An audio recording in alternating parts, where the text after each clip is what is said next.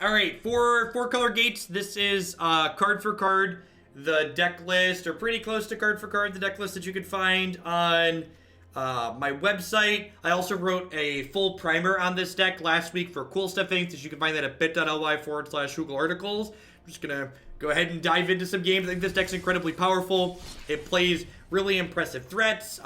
This deck is the kind of deck where once you get set up, what you're doing is kind of more powerful than most other decks in the format, so you gotta go over the top of them well. There has been a lot of mono blue recently, which can be a somewhat harder matchup. Not impossible, but definitely harder. Tom Chap, thank you very much for the brand new Prime Sport. Welcome, I appreciate that. I think there's a possibility. Last time we played this deck on the ladder, I actually played the 3 Clarions in the main deck just because mono blue was so popular, so that might not be an unreasonable thing to do again. Just like hedge that aggressive matchup game 1. This hand is very reasonable, especially if we draw a red gate on our first turn or two. What's Bant Rampage? You can find all the deck lists for upcoming decks we're going to be playing on stream in the deck queue on my website. Hey, well, thanks for taking the time to link that, Tom Chap. Yeah, if you're one of the many people out there who has Amazon Prime, that gives you a free channel subscription every single month to someone here on Twitch. So even if you don't want to send it here, make sure you go and give that to somebody, because there are a lot of great people making a lot of great stuff on Twitch. It's like taking money from Amazon and giving it to a smaller person making content. Well, they mulliganed low, but they have their best possible start here.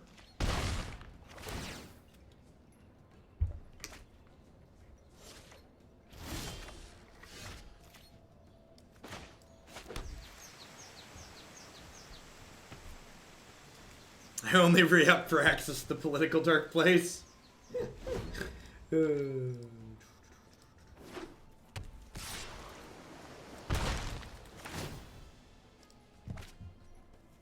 Alright.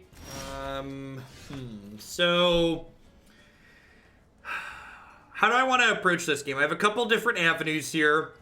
I think I just want to play Gatebreaker Ram and try and race them here. I think Gatebreaker Ram is scary enough that I get to go ahead and jam this in. We're on the Twitch front page? That's weird. Is that true?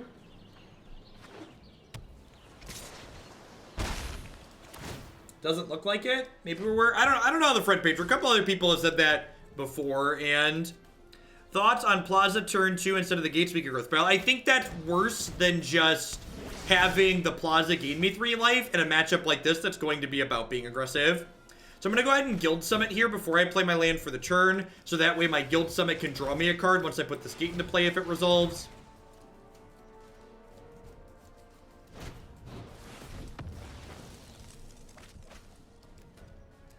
Hey, Micah Mine, thanks for the Prime support. I appreciate that. Welcome. Hope you're having a good Monday and a good start to your week. Towards green-red monsters, definitely SCTR. That'll be up here next after Gates. Thanks for the support. Alright, well, we're not going to beat them in the card advantage race, so hopefully we can just race them with this Gatebreaker Ram.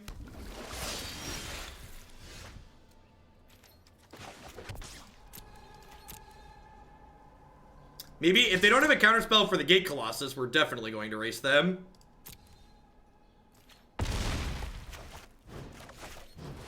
Like, they've drawn so many cards, though, so, like, the chances they don't have an Essence Capture or Wizard Retort, yeah, looks like Essence Capture, which actually helps them race, so.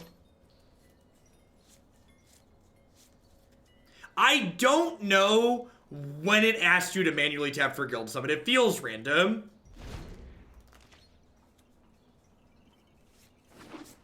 Weird. Okay. Yeah, I don't know. Since we had the scheduled front page stuff, I feel like we've randomly been on the front page a couple of times. I've had people mention that. I didn't Gates Ablaze there because I felt like my opponent was incredibly likely to have a counterspell, and the upside to resolving the Gate Colossus is actually higher than the upside to resolving Gates Ablaze, because the Gates Ablaze, or the Gate Colossus does just kill them, basically. I think I decline this at this point because I'd like to hit a white source. Hey, Ian, thank you for the 12-month resub. I really appreciate that. Welcome back. Thanks for keeping me around. Let's get you a sword to go with that shield.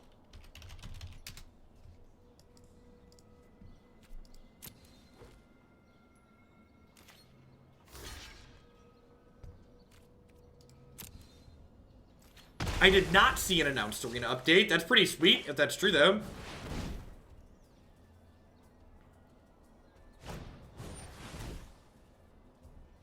Yikes.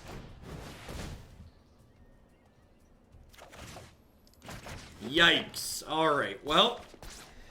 We took one of their things off the table. Yeah, our opponent mulliganed though this game, but this is really just showing the power of the Curious Obsession on the Pteramander, right? Just like, lets it draw so many cards. New deck builder too, that's awesome. Can someone link it? Can someone link it? We'll take a look through. Perfect. We'll pull that up on stream and watch it together here after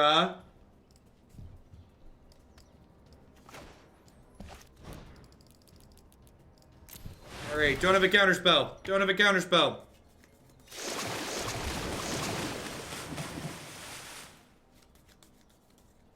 If fish resolves here, yeah, alright. So you're saying there's a chance. They could have Tricky. If they have a Merfolk Trickster, they do get through again next turn. Hey, Digitech Wire, thank you for this Prime sub. Welcome.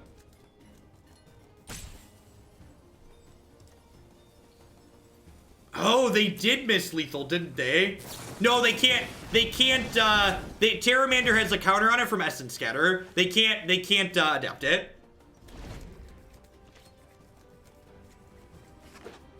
Wow, blink the Hydroid Krasis is bold line. I guess they get a bunch of redraws at counter spells here now though. Yeah, Krasis' cast trigger can be stifled.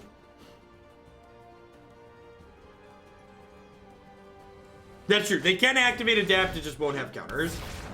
I think we're dead, chat. I think we're dead.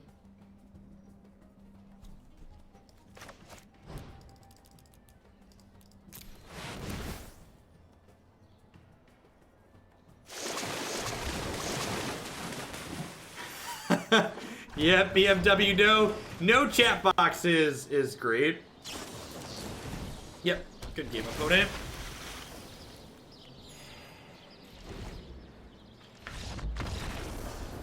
I'm honestly impressed that the rate of development for, like, Arena is definitely feature incomplete as is, but the rate of development with which they've been hitting feature milestones has been really impressive to me.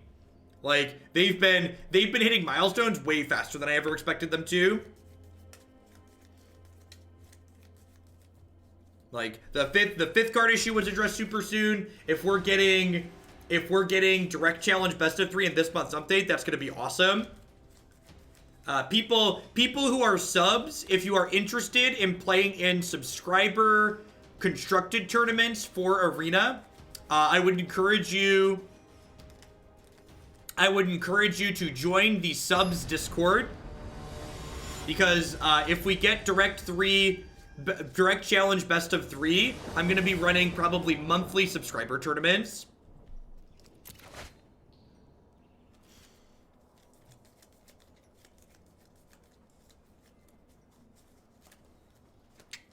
I think this just isn't good enough. I don't have green, and I don't have white, and I don't have a scribe.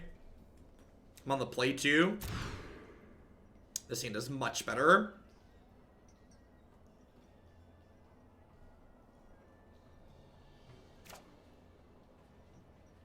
I have no idea, DG. If I thought it was more viable, or I knew it was more viable, I'd probably play it.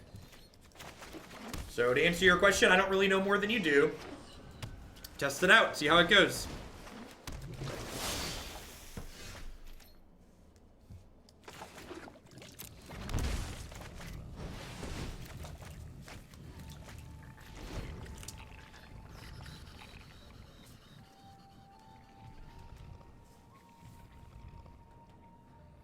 We're gonna watch their announcement video on stream together here in a second once we finish this match. So yeah. Pull it on up here.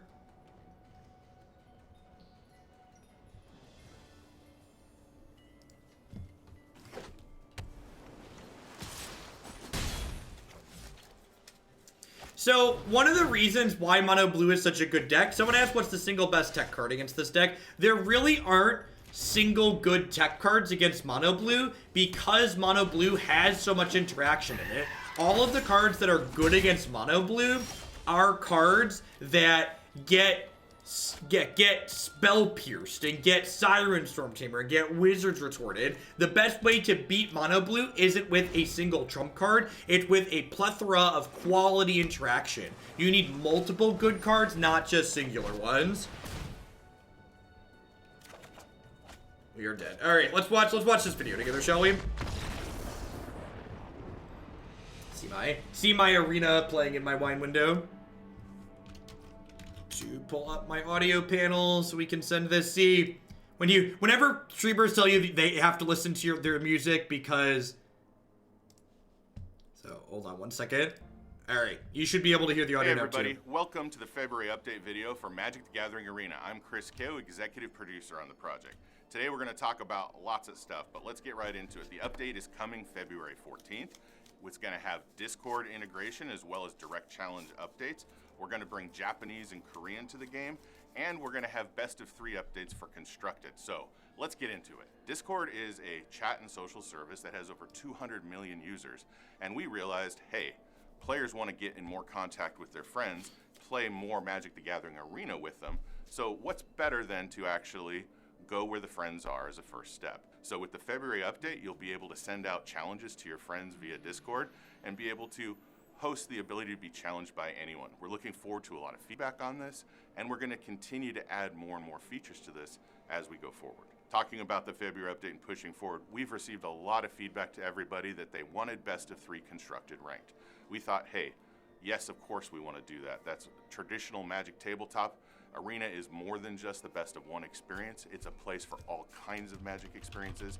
So we're putting that in, and that actually ties really well into where constructed rank is going and why we've added it into the game. There is a Magic Invitational happening in March. There's a $1 million prize pool, and Magic Arena players can actually snag one of 8 seats to that by playing in rank constructed, either best of 1 or best of 3. It's our grand kickoff showing how we're going to move forward and how Magic the Gathering Arena will play in the larger organized play and esports push that Magic is doing as a brand. And hey, we're bringing best of 3 to direct challenge just like a lot of people have been asking for. Based on all your feedback, we're bringing some upgrades to the deck builder, including better filtering, especially by format, and being able to see more cards or different views of cards at the same time. And we're bringing Japanese and Korean to the game, and we're looking forward to playing against and alongside even more Magic players from around the globe. Hey, thanks a lot for watching. There's even more updates coming, all sorts of little bug fixes and improvements that you guys have been asking for. We love it, keep the feedback going, and we're even adding a little cherry on top. Watch out for your favorite roommates and a special event. See you in game. I wonder if there's a screenshot of the deck editor. Oh, challenge options. Coin flip. You win the coin flip. Opponent. Ooh, sweet. This is awesome. This is... You'll be able to choose who goes first. That's fantastic. Look at that. That's a fantastic update.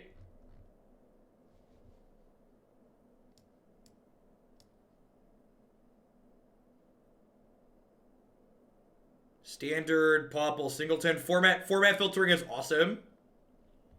That's good for when we get a new non-originating format in the fall. What time? I'm so confused. I am so pleasantly confused. Like, not only are we in a timeline where, like, Magic has an awesome digital client and, like, they're leading the push for esports stuff in the card game world, but, like, we're, like, getting bug fixes and quality of life improvements at, like, a pace I never thought possible. Like, that's quite fantastic.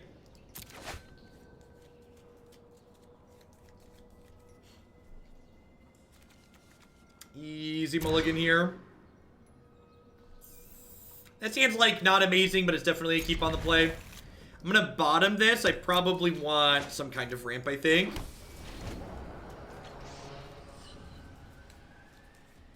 I think it's probably not unreasonable to say that Arena has destroyed any and all expectations that they had for the client. I think they've met and or exceeded every expectation they set out.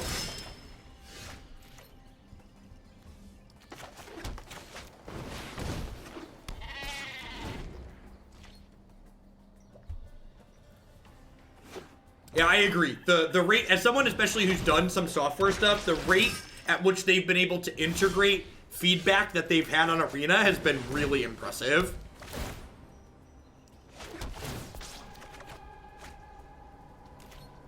Do I want to trade this for these two? I don't think I do. I fixed my... Oh, I should toggle it back so you don't hear my stuff later.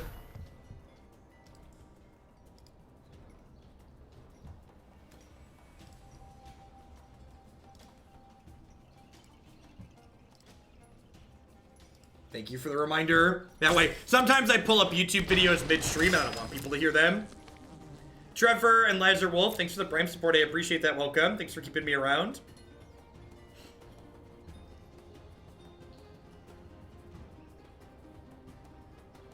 For my subscribers, I'm going to be running subscriber tournaments for people. The requirement for the sub tournaments is going to be that you are currently subscribed to the channel in the subscriber Discord, and this is the important part. The important part is you're going to need to be able to share your screen via Discord. So that is an extra system tax requirement that some systems might not be able to do. So the goal of the sub tournament will be not only to give the sub something to play in, but also I'm going to spend the day casting the tournament via people sharing their screen to me on Discord.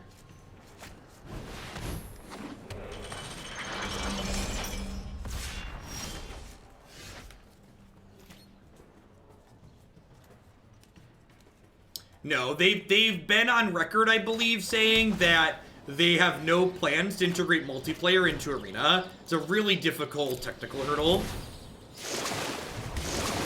Is there a way to test the system requirements beforehand? Yeah, just screen share your Arena match with one of your other friends on Arena.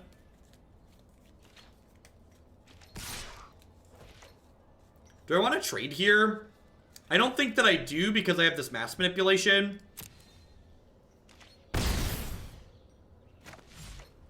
Yeah, the prizes for the sub tournament are going to be different merchandise from the sponsors, points for the deck queues, stuff like that.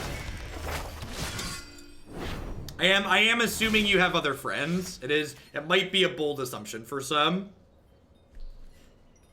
All right, so I think I just Archway Angel here. So like I have to decide. So if right now I can mass manip for 1. If I land plus route this turn, I could mass manip for 4 next turn, right? No, 3, because this adds 1. I think I want to root. I think I want to just root into set up mass manipulation here. Yeah, I agree. A spectator mode is the last thing we really need, but in the meantime, just getting best of 3 direct challenge means we can set up our own through Discord, which is nice.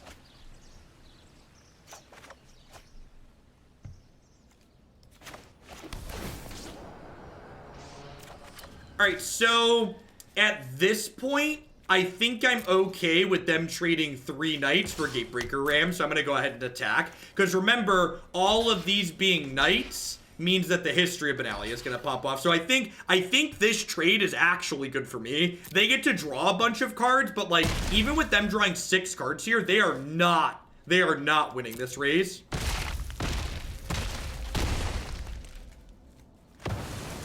No, they don't need a microphone, Nipik. All I want them to do is just cast their game screen so I can do commentary over the top of their match.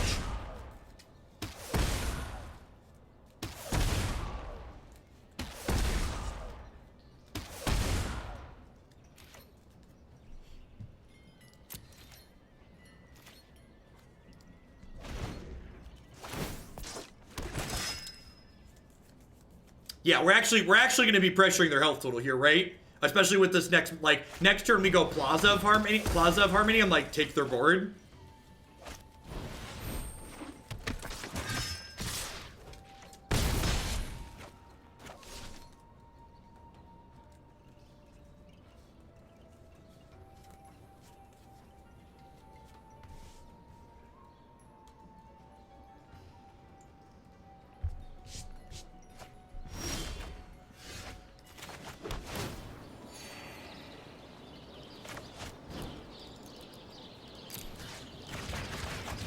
Yoink!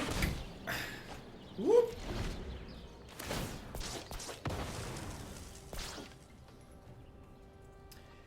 So, this has to be a bug, right? My opponent's mythic says 99%?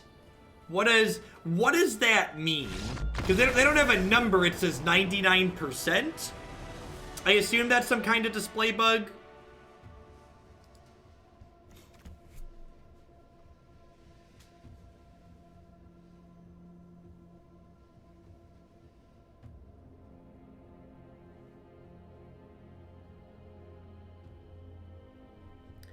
If you are in the top 100, you get a number. If you're lower than 1,000, you get a percent.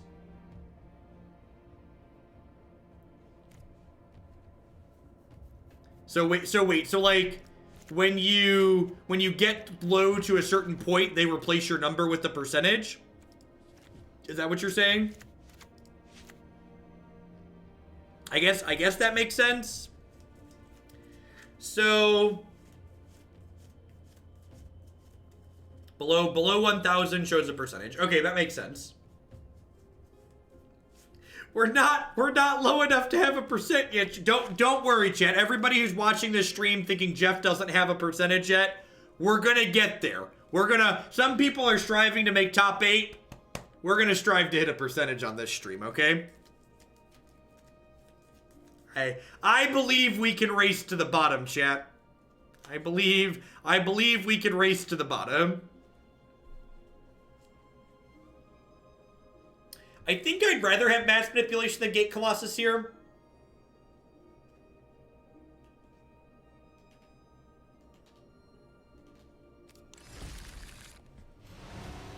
I think Amulet of Safekeeping in general is kind of a trap card. Most decks that would play that would rather...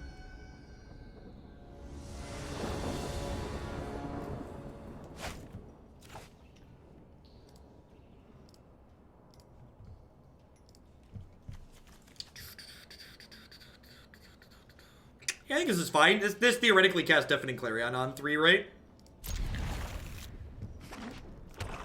We have a goat as well. Rude. You can take my Clarion, but you cannot take my goat.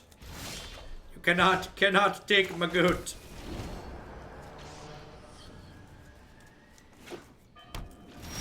So again, I think something that a lot of people have missed, and this is there was a lot of FUD, which people not familiar with that term stands for fear, uncertainty, and doubt, surrounding Magic Arena and Best of One being pushed just because it's feature incomplete.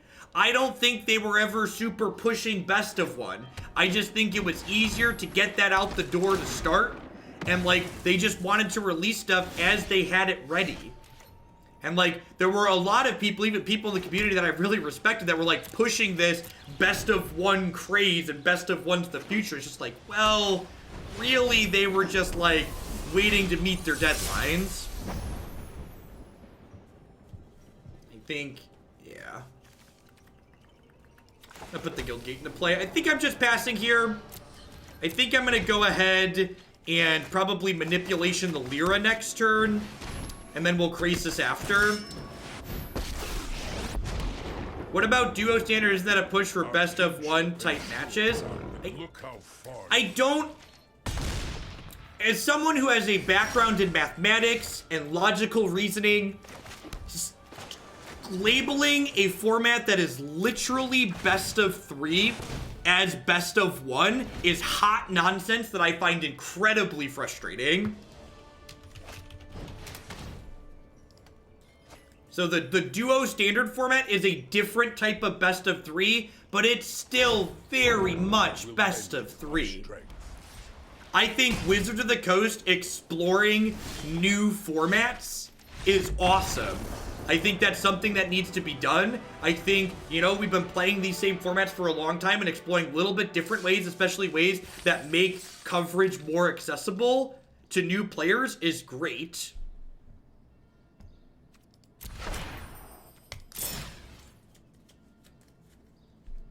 Our rank went up. How we doing today, folks? Welcome. Good morning, good afternoon, good night to everybody wherever you're at in the world. Thanks for dropping by here today. My name is Chef Hoagland. I stream full-time here on Twitch.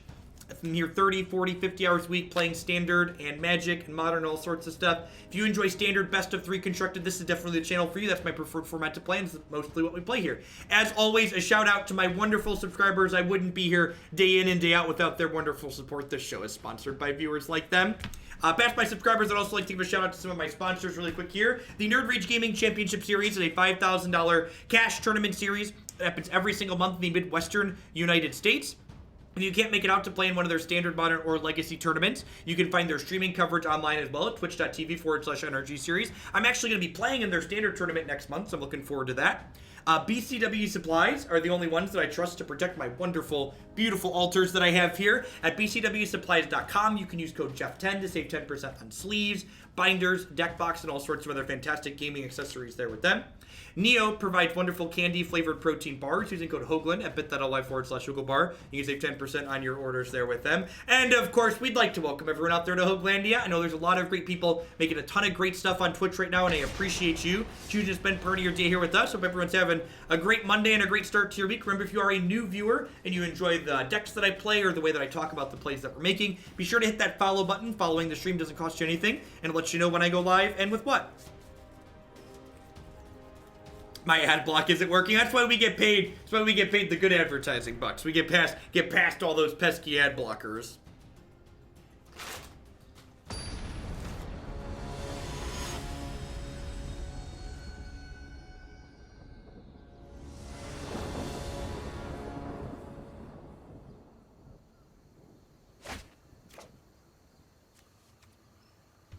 Awesome, Berg. Well, thank you for the support. I appreciate that.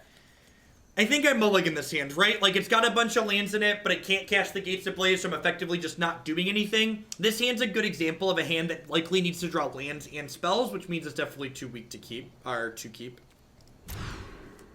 want to say I appreciate your content and your attitude towards constructive commentary and healthy moderation. Your channel has been helpful in passing the time during my short-timer syndrome at work. Well, thanks for the support, Metamissile, and thanks for taking the time to rate something positive. This hand is a good example of a hand that does need stuff to draw, but this hand basically only needs to draw lands because the spells in it are very good. Yeah, I have 2 different sponsor pages. In fact, let me toggle the Twitch alerts back on here before I forget. So, I know it's important to plug the sponsors because they help pay the bills, but I also know it's important that the entire stream not be adverts, right? So, when I do my short chill breaks there, I break them up in 2 segments. When you play in a live tournament, if you aren't a walking billboard with a bunch of ads on your clothing, I'll be pissed. I will have pink hair for the tournament, though, which should be fun. Do I have an article about mulliganing? I do not have an article specifically about mulliganing, Handy. Mulliganing's really complicated, and honestly, mulliganing changes from deck to deck, format to format, matchup to matchup, so it's really pretty difficult to write an article just about mulliganing, because it's going to apply in some situations and not in a lot of others.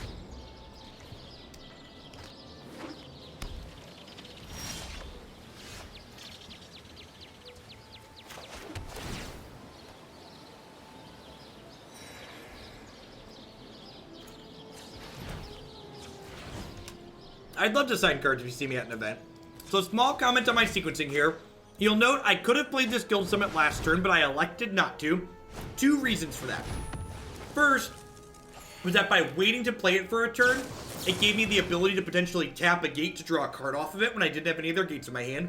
Second, is that my opponent shocked in Sacred Foundry, representing a 3-mana counterspell on turn 3. So, they're still going to have that counterspell on turn 4, but by making them play the counterspell on turn 4, as opposed to letting them play it on turn 3, I put myself in a position where they're not able to cast Chemist's Insight on 4, which gives them more chances to draw counterspells. I think we're probably too far behind at this point. I think we've misscreened for a little bit too long here. I'm going to go ahead and move on to the next game. I've got cards like Gates Ablaze, which aren't very good in this matchup.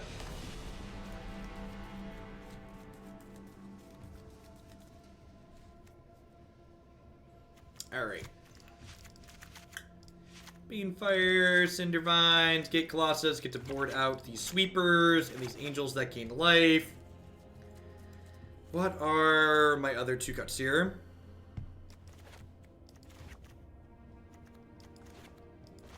Mods, can we get a command made for the arena update on the whatnot? Actually, all the Rams are probably not necessary. I think I'd rather have Gate Colossus because this is recursive. I think I'd rather have the recursive threat versus the Gatebreaker Ram.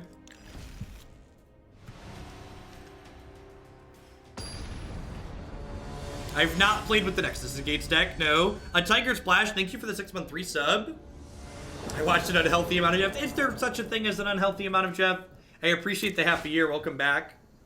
Yikes. There is such thing as an unhealthy 7, though.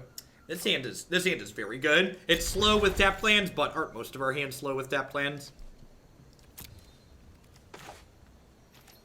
I guess if I take the island, I could growth spiral on 2. Maybe I'm supposed to do that. I don't know. I'm not in a huge rush. I guess if I would have taken the island, I could have set myself up to root here ASAP.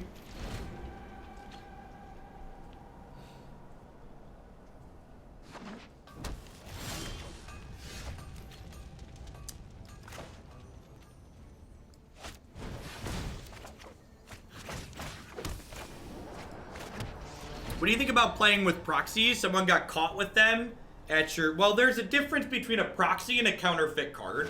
If you're trying to pass off a card that's not an actual magic card as a magic card, that's not a proxy. You're trying to pass off a counterfeit. Proxies are when both players are aware that they're playing with cards that aren't real and they're okay with that. So if you're trying to play cards that aren't real in a Magic tournament, you're trying to use counterfeits. You're not using proxy cards or playtest cards.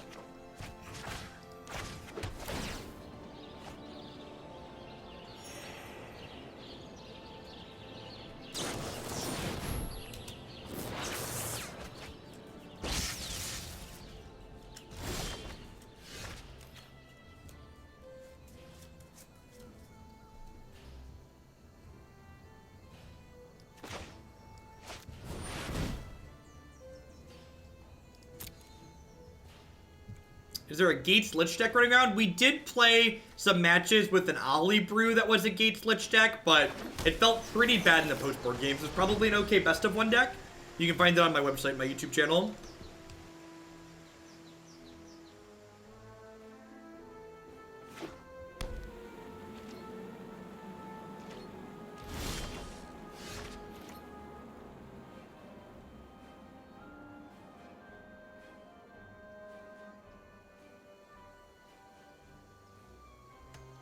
Alright, so do I just play Gatebreaker Ram? I think so.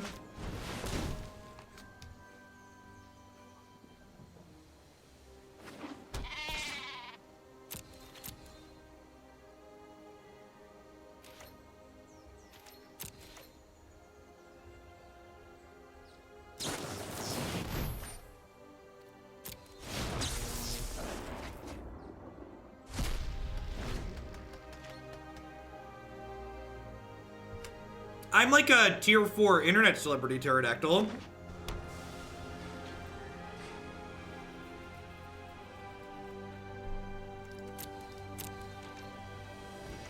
I should probably update the mono blue list on my website. I'm gonna make a note to do that. I would recommend copy and pasting the mono blue list that won the SCG Open. That would be my suggestion. The mono blue list on my website is just one that I wanted to update from last season before people had started doing well in tournaments with it. Alright, so now I just let this resolve and I just draw 5 with this, right?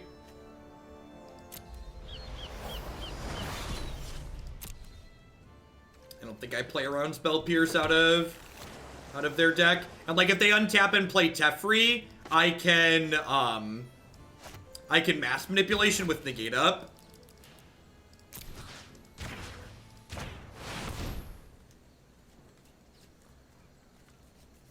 If I get Spell Pierce, I'm gonna be real tilted. Spell Pierce, for those that are newer to Magic, Spell Pierce is a card that tends to get worse as the game goes long. So more controlling decks tend to not play cards like Spell Pierce. Gosh, our next turn's gonna be good. Our next turn is Mass Manip with Negate plus Gate Colossus. Oh, you made that? I made that. Yoink. This game is over, right? We're done here.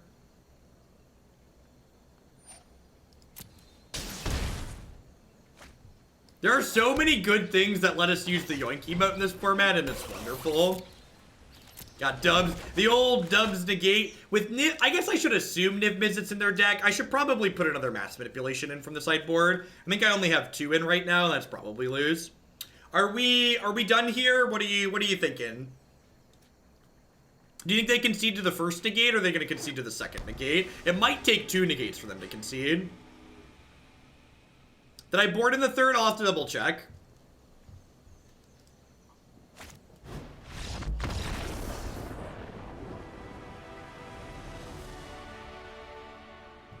I did board in 3.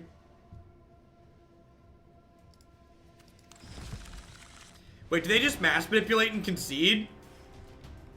Are we getting ghosted inside of Mythic? That getting ghosted inside of Mythic might be a thing now. If people are grinding for top 8.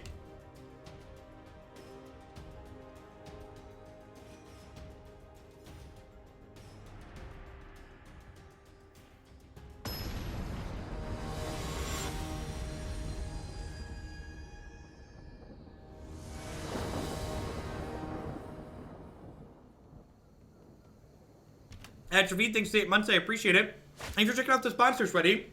Make sure if you do check out the sponsor that you go through my Hugo Quip bit.ly. And if you log in, that link is going to ask you to sign in with your Twitch account. If you do that, it lets me track and give you credit. You can bump a deck in the queue for checking out the sponsor. Endorse with the $125 tip. That's a Quip bonus for 10 brushes sold. Well, thank you very much. I appreciate it. Thanks to the community. Y'all are great. Endorse is, so a couple of people have been asked, like, how do you get sponsorships when you work as a Twitch streamer? So endorse_GG, they are one of the advertising companies I work with that hooked me up with the awesome Quip sponsorship. How much do we get for logging in? If you buy the Quip using my link and sign in with Twitch, you can bump a deck in the queue by 25 points. Is it wrong of me to want one of the Mythic MTGA players to loop Nexus on stream during the tournament to demonstrate the issue with it? Nope, not at all. Howdy, CVM.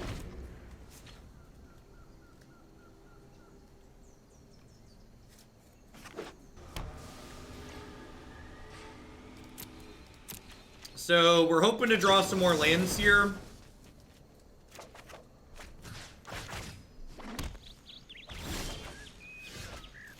Yikes.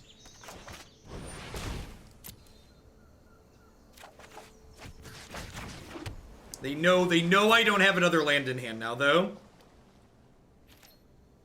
I know you're in the Midwest, so LOL first world problem. I mean, it's, to be fair, I hate when people from places like the Midwest and the East Coast make fun of places like Seattle and the South when they get snow, because, like, if places aren't equipped to deal with snow, it is infinitely worse than places like in the Midwest where we are equipped to deal with it. Like, a place with Seattle or like Atlanta getting snow is a much bigger deal than somewhere like the Midwest getting snow. So, I'm actually going to go ahead and Guild Summit here, but explicitly I am not tapping any things here because I want to be able to hold this negate up.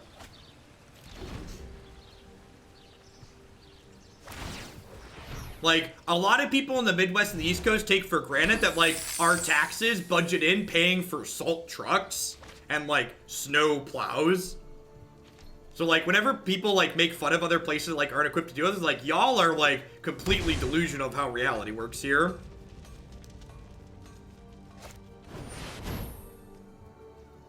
Woof. Wow, losing my Guild Summit here is a big deal. Oh, sweet. Wow, they don't have a counterspell? Do we read that as them not having a counterspell?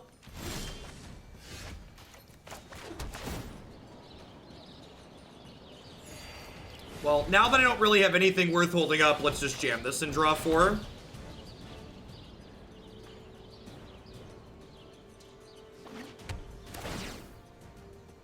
They have 3 treasures, chat. They have 3 treasures. And this is why this deck is so great, because, like, once your first card advantage engine gets down, you just snowball very quickly. I'm like, even if they jam a Teferi here, I get to untap and Banefire it, which is a big deal.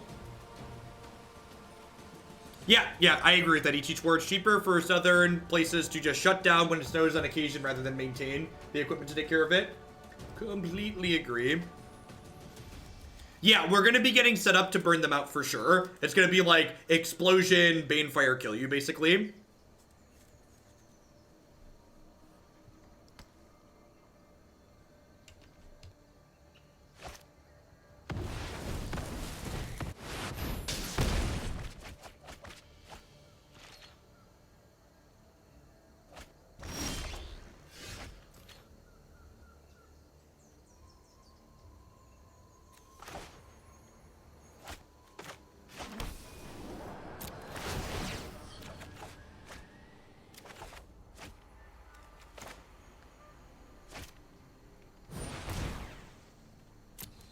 That's a good question. So, my opponent didn't wait for my turn to play their expansion explosion there because they didn't want me to have a counter spell for it, is what happened.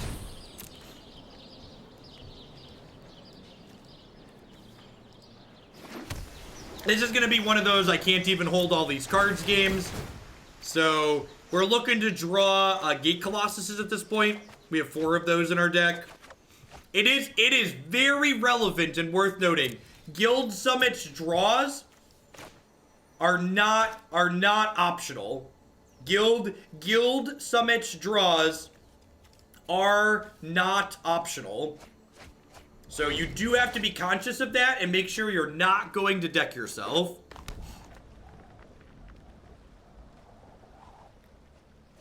I agree, Turtle Wasp. I think a lot of people travel in weather that they shouldn't be traveling in too much of the time. Time for a break.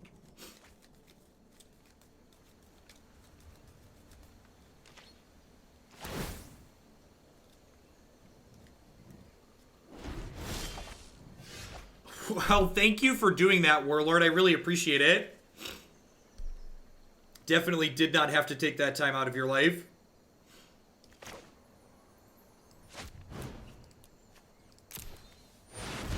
Yoink.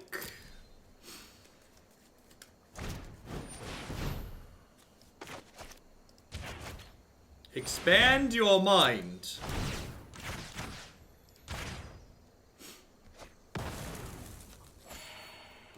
Aw, you got me a Teferi? You shouldn't have.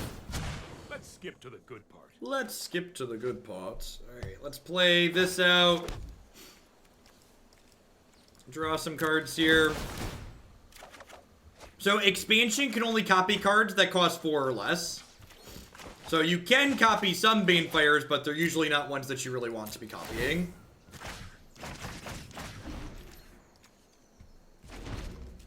Yeah, gosh, we're 34 cards into our deck without a Colossus at this point, which is really a tilt. So I assume this is going to be Teferi, Tuck Teferi. Sorry I'm late.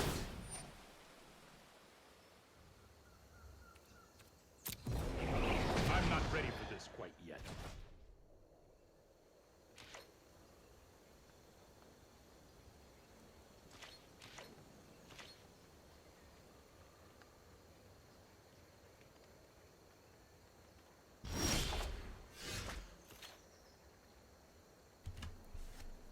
So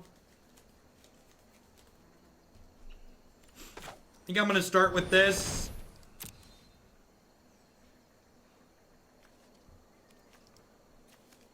There's 4 Colossus in here, right? Yeah, there's totally 4 of them. Alright, let's draw 4 cards and hopefully draw 2 or 3 Colossus here.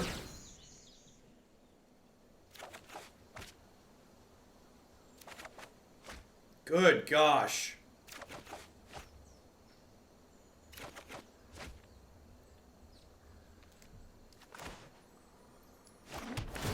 Do we want to just take Teferi again? I almost think we do, right?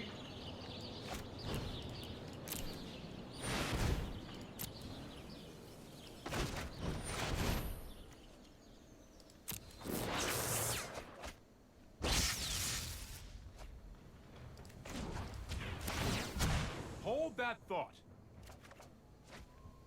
Good Lord. Where are the Colossus at, chat?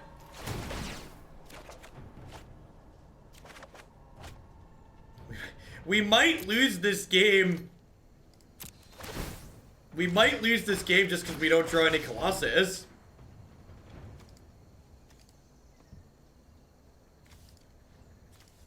Drawing on Krasis is also not optional.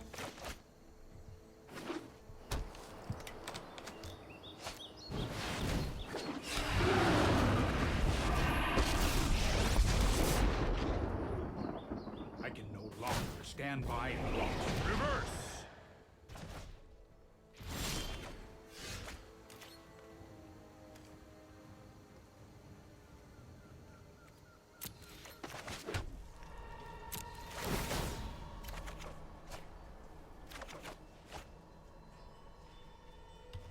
All right, so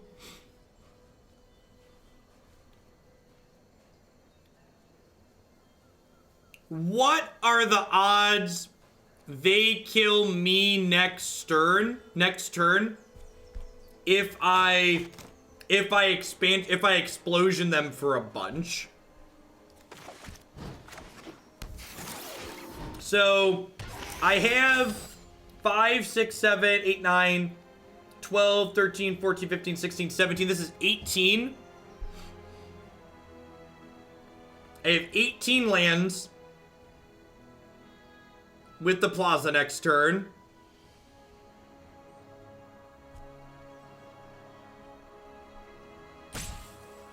I could just make them draw, but what are the odds they kill me if they draw?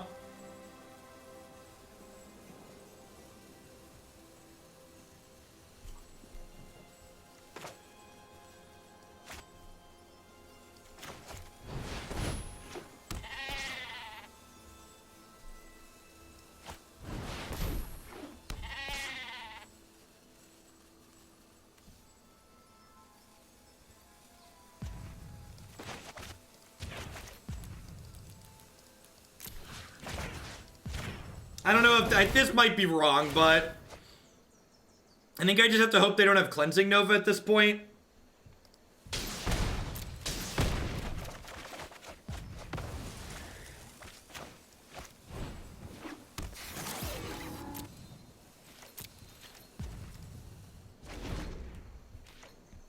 All right, Nova me. Keep up the pace. Niv triggers if you make them draw. Yeah, that's true too. I think I have to take Niv out of there.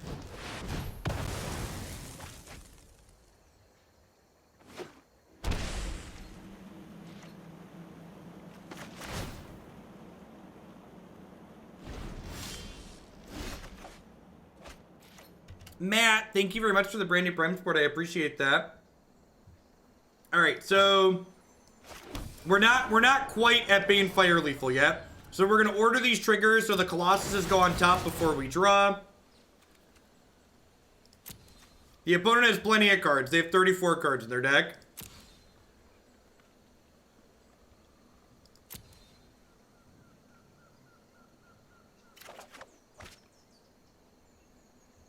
I mean, they have to keep killing the Colossuses, right?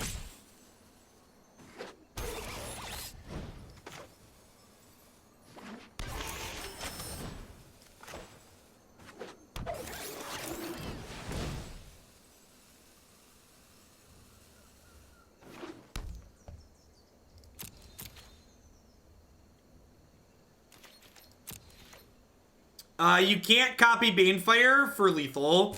Expansion doesn't copy. Oh, that's good. That's good. Also 3 frags. Let's fix your swordless shield there.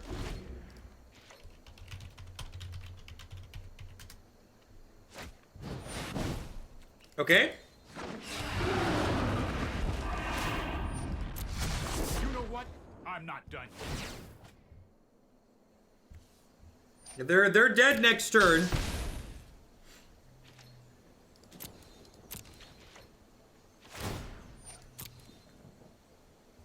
They might be dead even if they have, like, Settle the Wreckage here.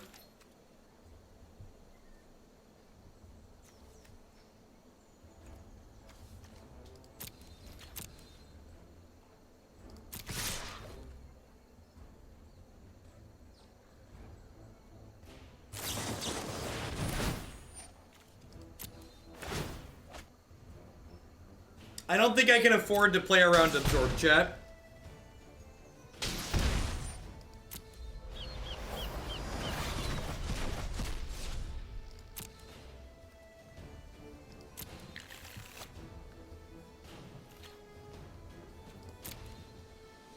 Absorb does gain them 3. Absorb gains them 2 because of Cindervines. So I have 6, 10, 14. This does 18 points of damage. I believe it's 18. I'm gonna try 19 and see if it auto taps or not. I hope it's 18.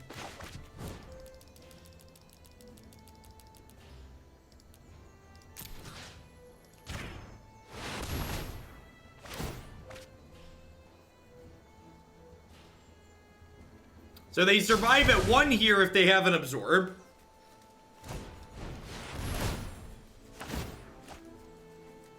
I already played a land. I already played a land, chat. I'm supposed to do this turn because now they die if they play literally any spell. Any spell kills them because of Cindervines.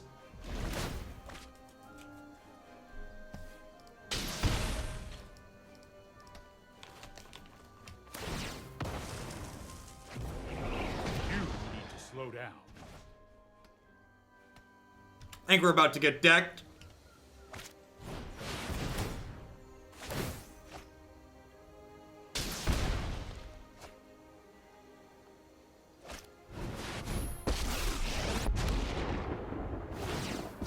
We need to move quickly.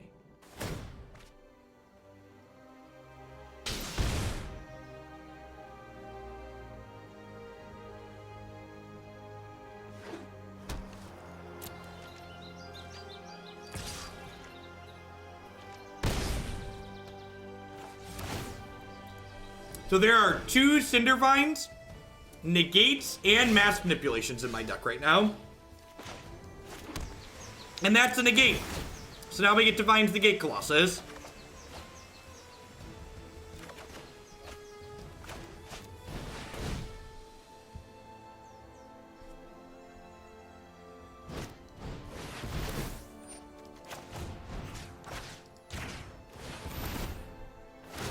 That was a heck of a game. This deck generates such good games when it's slogging through people like this. Just the back and forth is kind of unreal. Just like, and this game, I think it might be worth putting 1 Nexus of Fate in our sideboard. Because, no, they're dead to Cindervine. Cindervine shocks them. I think it might be worth putting 1 Nexus of Fate in the Gate sideboard, just so you can dance around decking in matchups like this.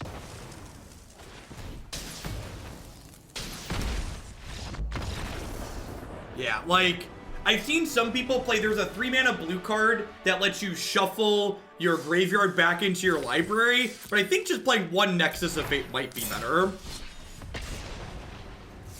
It was some good clean back and forth. I think the way this Gates build that I have here is configured, I think you're a dog to control game 1, but post-board, you just adapt into a deck that's very reasonable. How does it prevent you from decking? It shuffles back into your deck when you cast it.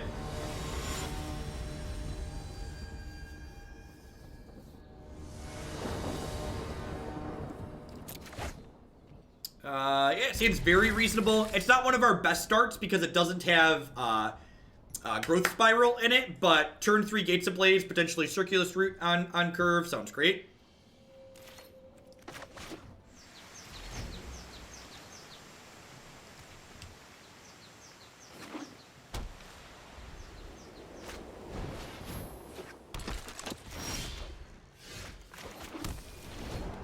That's very true. A big part of why that game was so close was because we didn't draw Colossus until we were 2/3 into our deck.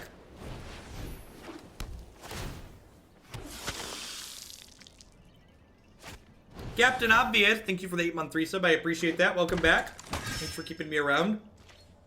These white weenie decks are so good against sweepers, it's unreal.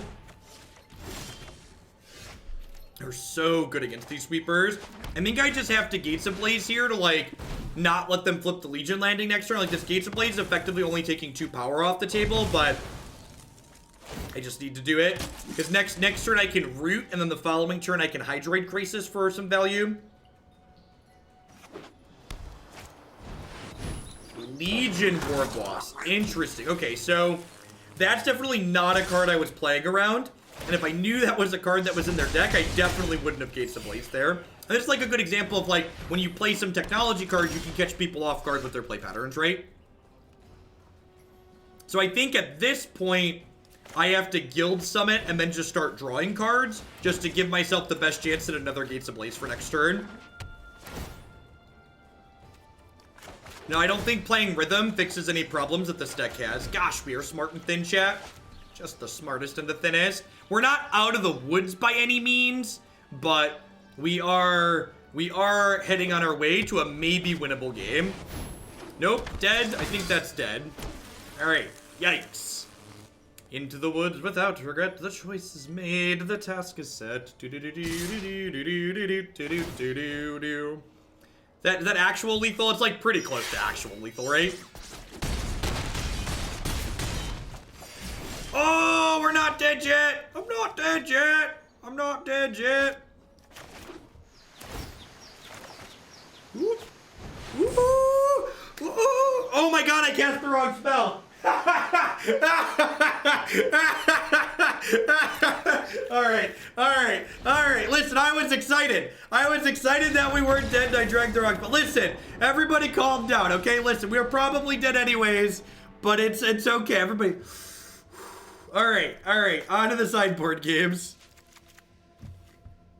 I would like the record to reflect that if this was paper, I could take that back. If you put the wrong spell in play in paper, you could take it back. Whoopsie. Gosh, I was playing so well, too. We were so close. Yikes. All right, that's fine. So the sideboard plan against creature decks is extra Angel, a bunch of Clarions, extra Ram. Ship it. Man, we had such a good start. We had such a good start against their good start, too.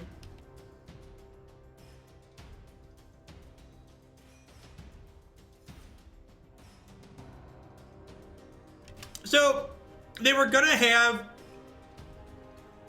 a 1/1 left over, but if that 1/1 only put us to 1, if they didn't have another Legion War Boss or way to pump that 1/1, the following turn, we were going to get to play the Plaza and play the Hydroid Krasis, which stabilizes us very, very well.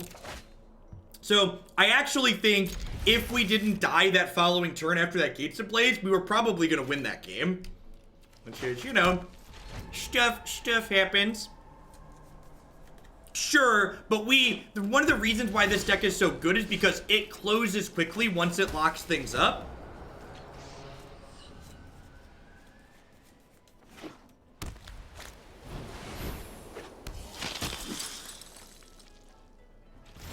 So, we're not playing Lava Coil because I have 3 copies of Deafening Clarion in the sideboard. In my experience playing this deck against the aggressive decks, you'd much rather just have a bunch of Sweepers.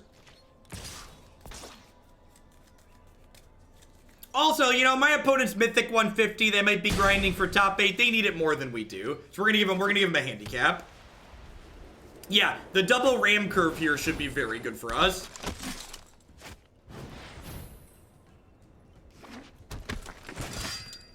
I feel like I could probably try and sell pickup trucks while I play this deck with all the Ram jokes, the Ram trucking in that we could make.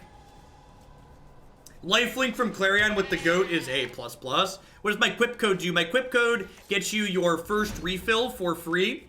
Also has a special promotion related to my stream. If you use my link, it's going to ask you to sign in with your Twitch account. And if you do that, wow, busted. If you sign in with your Twitch account using my link, you can bump a deck in my queue by 25 points. If you, buy a brush using my link.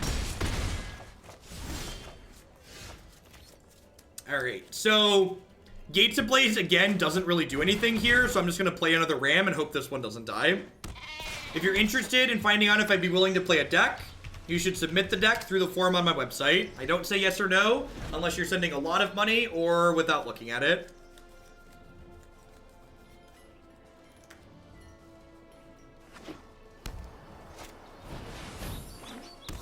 Gotta The Gates Ablaze not looking fantastic on this board.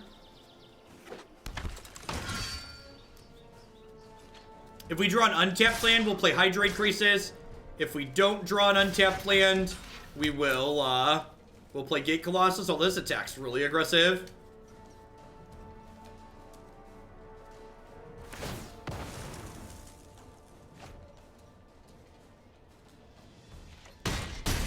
Huh. At this point, it might be... Oh, I forgot to play my gate. That's a big deal. Dealing one less point of damage here is huge. Because it's the difference between,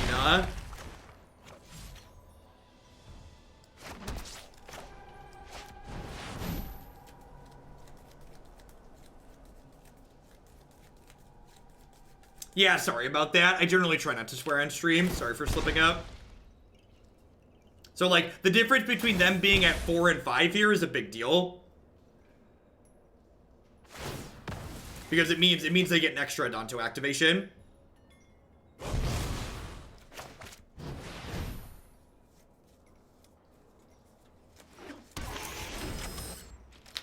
Also, like, watching this board, could you imagine if either of those Gates Ablaze had been a Deafening Clarion? If we'd have gained 7 or 8 that turn, we'd have won this game by a huge margin, right?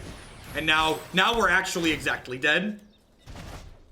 So I punted the first game, and then died to Xaxes here. Citywide bust plus Content Tribunal is definitely the interaction they needed. That's the way you beat decks like this. Is you need a little bit of interaction, but you also need a lot of pressure with it.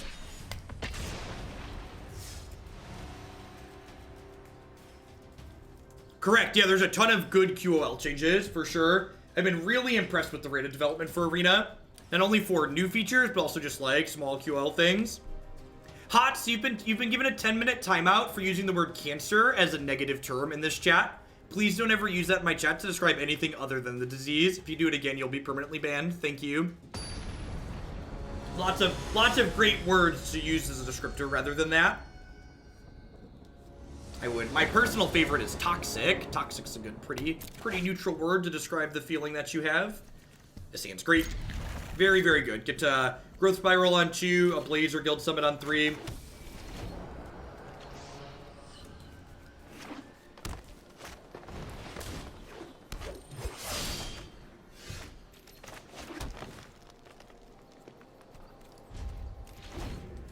Putrid, that's another good one.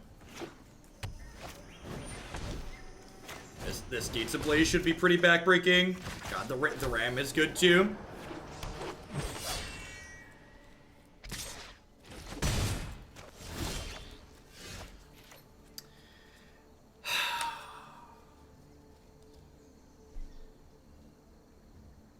I think I'm gonna Guild Summit. I'm gonna get greedy.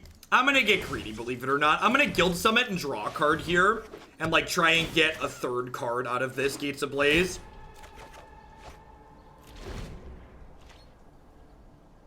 Any stretch goals for dyeing the eyebrows pink? I don't know.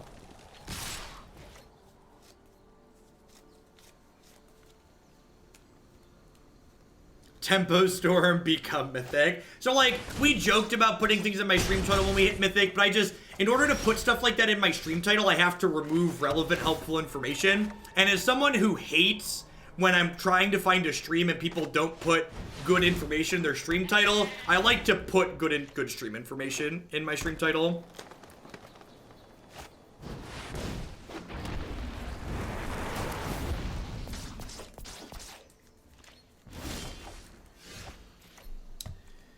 So I do this, and then I can do this.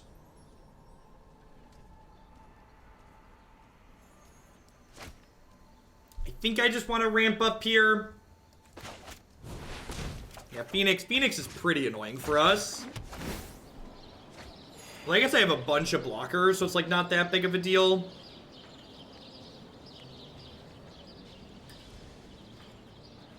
I think Krasis is pretty important to this deck. Having a lot of good top end to go over what your opponent's doing is very valuable.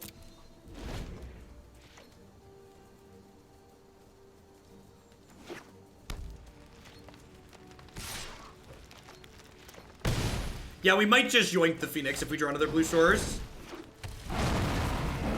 So we're 1 gate away from the Nullhide dying to the Sweeper. Perfect. So now they're just gonna lose this race. This is steal 6. And like we're at 12 and we're attacking for infinite here.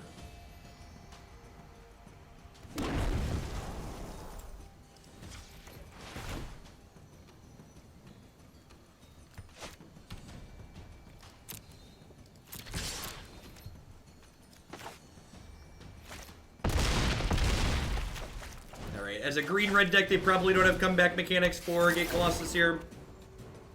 Even if they have like a flying haste creature here, double Colossus is probably their only out. I'd imagine they have 4 of that card.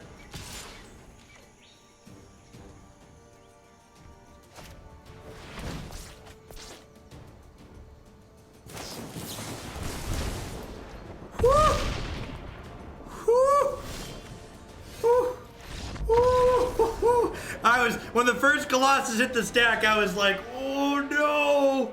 Oh no! That was a bit of a yikes, chat. We were real close. Real close. Alright, so Mass Manipulation and Expansion Explosion come out in basically every aggressive matchup for this deck. Because my opponent has 6/6s in their deck, normally I don't board in extra Gate Colossus against the aggro decks, but because they have Nullhide Ferox, I want my maximum number of large creatures to brawl with theirs inside of combat. So I'm actually going to go ahead and cut to Guild Summit, because grinding long is probably not what we're looking to do here, and I still have Krasis to help us do that a little bit.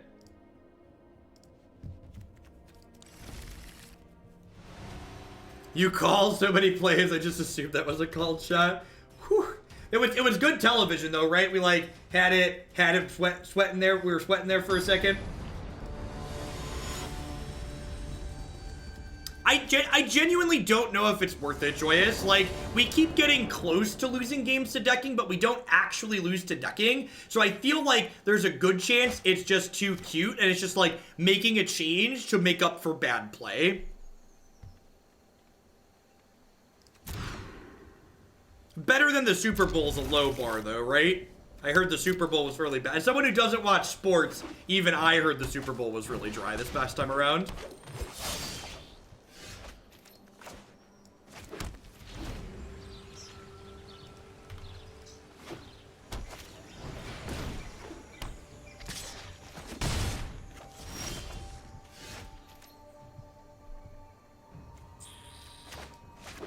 Play my super tapped land. When will Tempo Storm acquire an NFL team?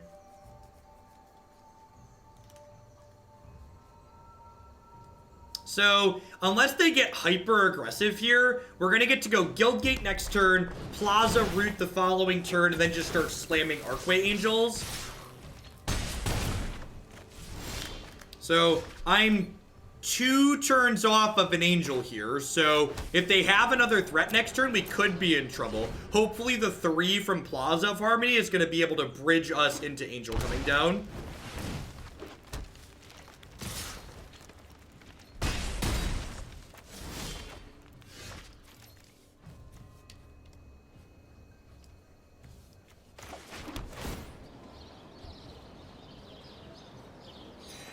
Hey, Oriel, thanks for checking out Quip. I appreciate it. Hope you enjoy your brush.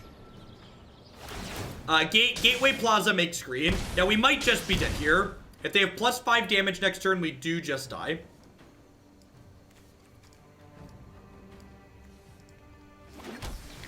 That being said, if they don't kill us, each of these Angels is gaining 10. Prime subs do not get a complimentary bump in the queue, but they can add decks to the queue for just $10. If you want full details on how my deck queue system works here, you can find them on my website. And now that they announced Direct 3 Best of 3 Direct Challenge, I'm going to have to reach out to some of my sponsors about getting some goodies to give away and set up the sub-tournaments. I don't know if we're going to have a sub-tournament set up for February, but we'll definitely have one in March. Once I get all the details wrapped up.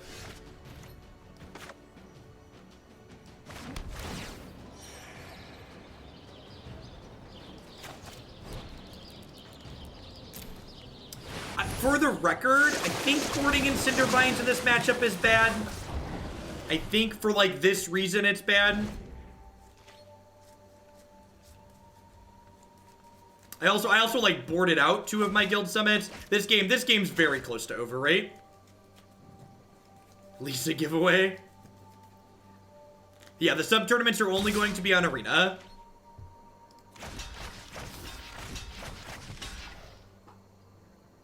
They could have thought we were a Nexus deck. That's true. That's true. They could Colossus over the Archway Angel here, but even that's pretty okay for us, right? Next turn, I'm going to get to go Forest, Gatebreaker Ram, Archway Angel. The only requirement for being in the sub-tournament is that you're subscribed to the channel and that you pop into the Discord. Because we are going to be screen sharing through the Discord so I can do coverage of the matches. What do you think? Concession Angel? Feels like a Concession Angel.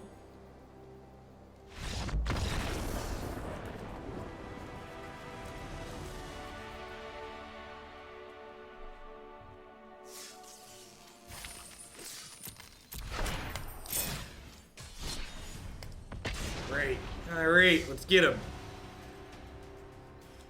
Yeah, I'm gonna work out all the details this week. They just announced it today. I haven't worked out any details because we didn't know when Direct Challenge Best of 3 was coming. So now that we know, I'll get all the details together.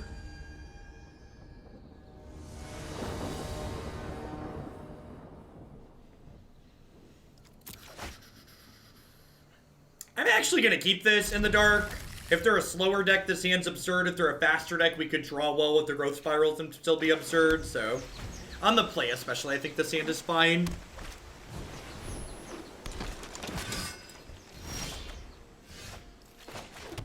Perfect, just need a red source now.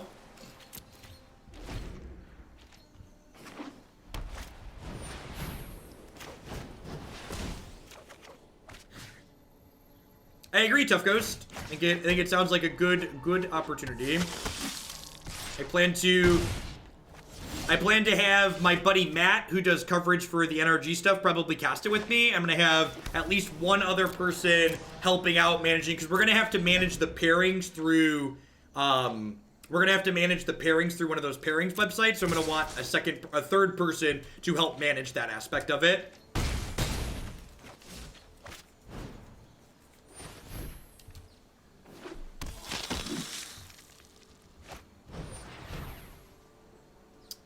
We did not play Mono Blue the other day. It went back down in the deck queue. There is not an observer interface. We're going to be casting the matches that are played by using Discord screen share. So people that are playing in the tournament will be required to be able to share their screen via Discord.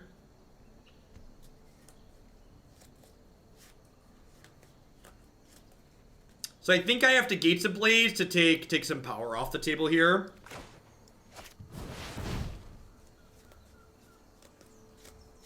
I'm gonna work on all the details and I'll have a blog post up about it on the website.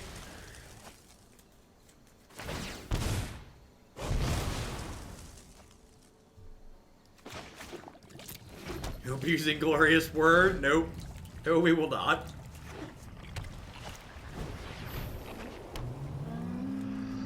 Discord screen sharing is super easy. You literally start a Discord call and then click screen share and then choose the window you'd like to share. Super straightforward. I think I just take their 4/4 here.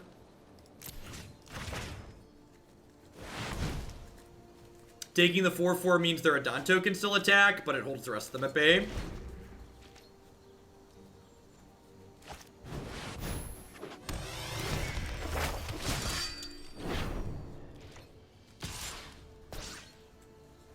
No, I don't think I can Forest Summit here. I think taking a full attack here is awful. I will just die if I take a full attack this turn.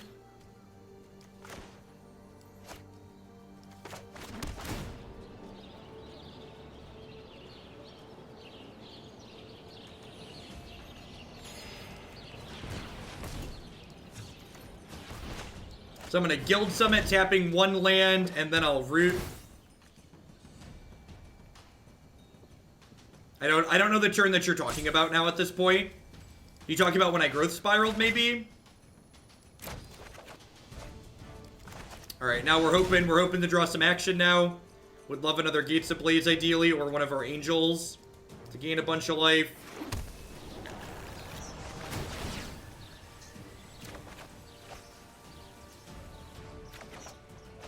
Expansion Explosion is not going to do it.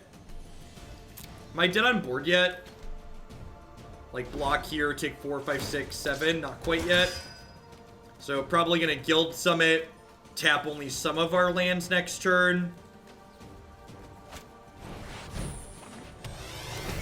Alright, so have to hit the third Ablaze, the second Ablaze next turn.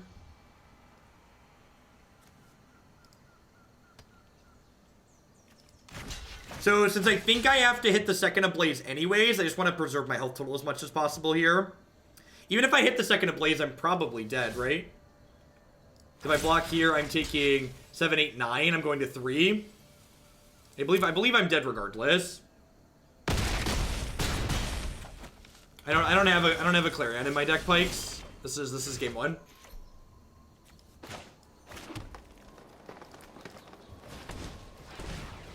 Alright, so now I could draw Gates Ablaze and play Gatebreaker Ram as a blocker. So I have 6, I have 3, 4, 5, 6, 7, 8. So I get to draw 2 cards here, and one of them needs to be Gates Ablaze.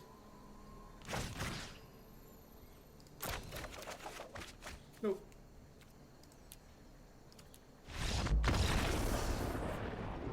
What's going on, Bowser? Thanks for the 19 months. I appreciate it. Welcome.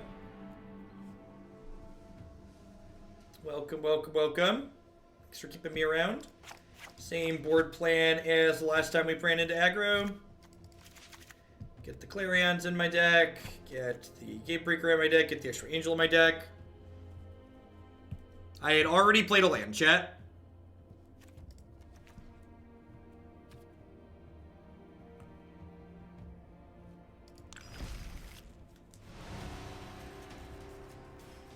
The tournaments be EU-friendly times. I have none of those details sorted out.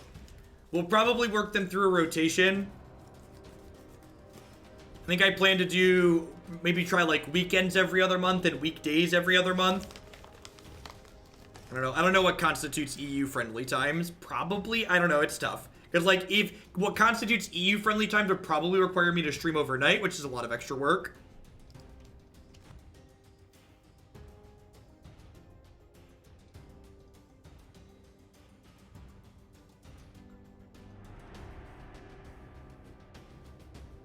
Amos, thanks for the 5-month resub. I appreciate that. Welcome back.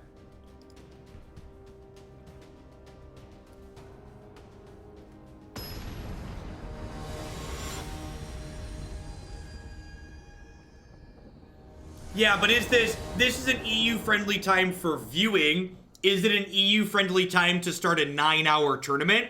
That's EU-friendly time for viewing and EU-friendly time for a 9-hour Magic tournament are different, right? Those things are not the same, unless I'm misunderstanding what people are saying.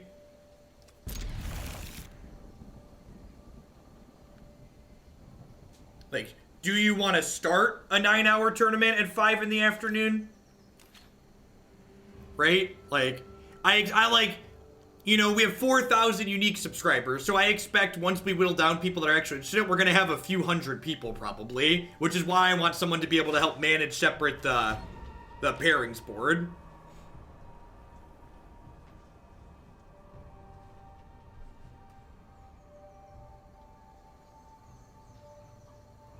No, the point would be to have a one-day tournament, like a normal Magic tournament, but being hosted on Magic Arena. That would be the goal of doing this, is to have like a normal Magic tournament with the subs on Arena. Like, obviously, async is more convenient for people's schedules, but if you want async Magic, you should just play the ladder. The point of doing a sub thing is going to be so we can have basically a regular Magic tournament on Arena and do coverage for it.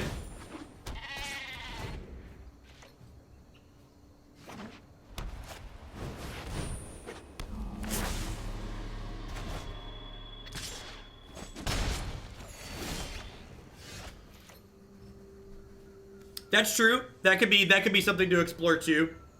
With why not turn to growth? Because I played Gruul Guildgate on one. I guess I could have shocked this in. Will we get Matt and Andrew in the booth? Yeah, probably, Beetle. Probably. So, their start hasn't been super aggressive here, so I think I'm actually going to shock this in and then play Guild Summit out and draw a card. I need to hit Gate so I can play this Archway Angel out, ideally.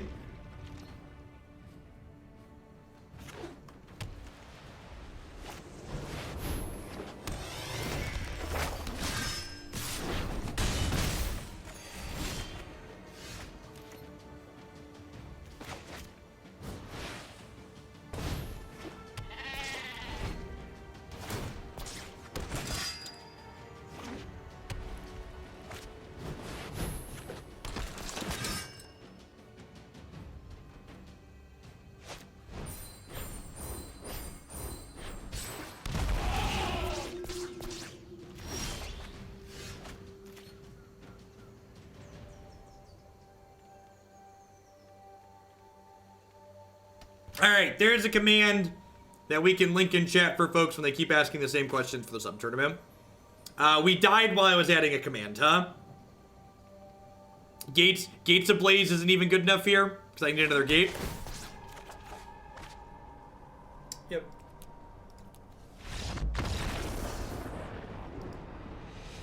Yeah, I'm gonna have all of that, Nivik. There's gonna be late penalties. There's gonna be timed rounds. We'll figure out. We'll probably do something similar to the Twitch Rivals tournament. But like, rather than sit here and answer all the questions again, and again, I have rough ideas in my head. Again, I haven't put anything on paper because we had no idea when this was coming.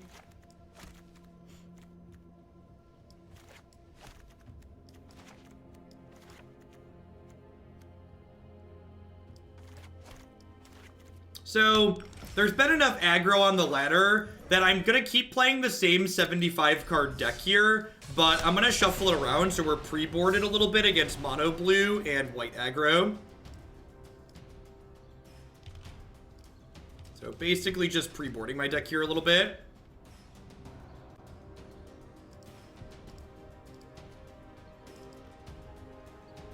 No, I don't want the single Nexus. We talked about that earlier.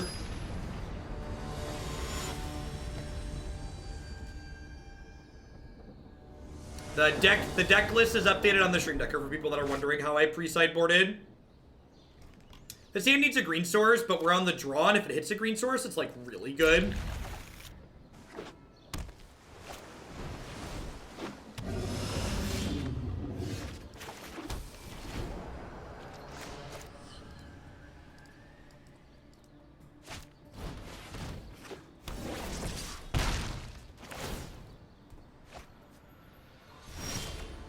Gosh, we have a bunch of emote slots that I need to get filled in. How many open emote slots do we have? I'll have to start working with my graphics guy. We have 4 open emote slots on the channel. We have 42 emote slots. The meaning of life and emotes of itself.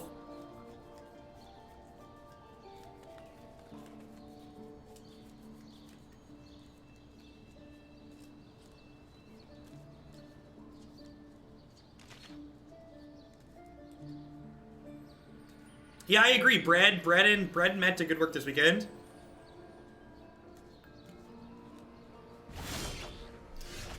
That's a good draw. Huh.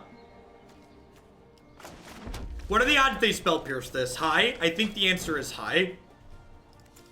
I think I'm going to play this out as bait.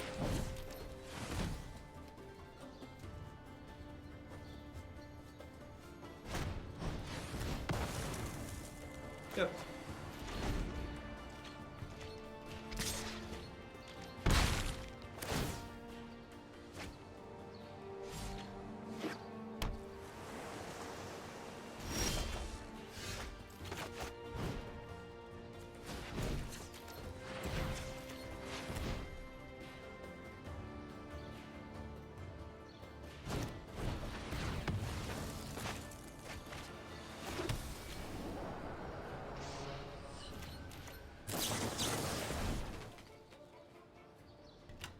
So next turn is probably going to head to the Space Jam for the Gates Ablaze. Definitely has to happen next turn. They played 2 Spell Pierces. They could have Dive Downs or their Pierces, but this is the turn we definitely have to make our move. This will be the make or break. I think we're still in this game if this Terramander dies this turn, but if it lives one more turn here, we are 10 out of 10 done.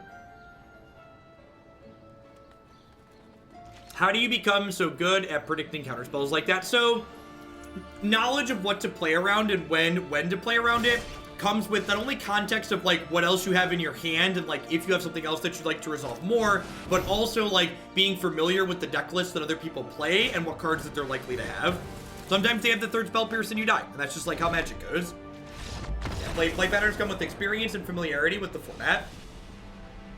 And also, like, recognizing, like, my opponent has a bunch of cards in their hand, and, like, they pass the turn without casting a spell, right? So, like, they probably have something going on. Spell Pierce is one of the best cards in this format. It's very, very good. Get to bring in some Crushing Canopies. Get to bring in the last Gatebreaker Ram. I'm going to trim a couple of Guild Summons, bring in the extra Archway Angel. Seems good. Why is that concede worthy? Because my opponent's drawing 3 cards per turn, and I have no other meaningful cards that allow me to impact the board. So, my chances of coming back from that position are basically 0. Because they're drawing so many cards that they're going to have more disruption, and I need to draw both lands and spells at that point.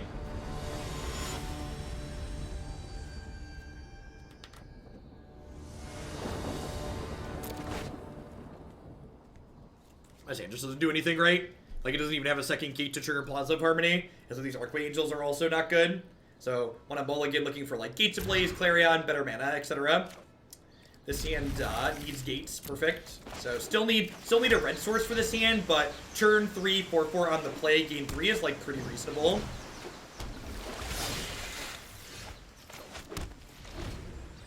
And then if we hit a red source, like the Gatebreaker Ram can, like, gain some life back, which is good. Their hands where they play Curious Obsession on 2 are just, like, very, very good.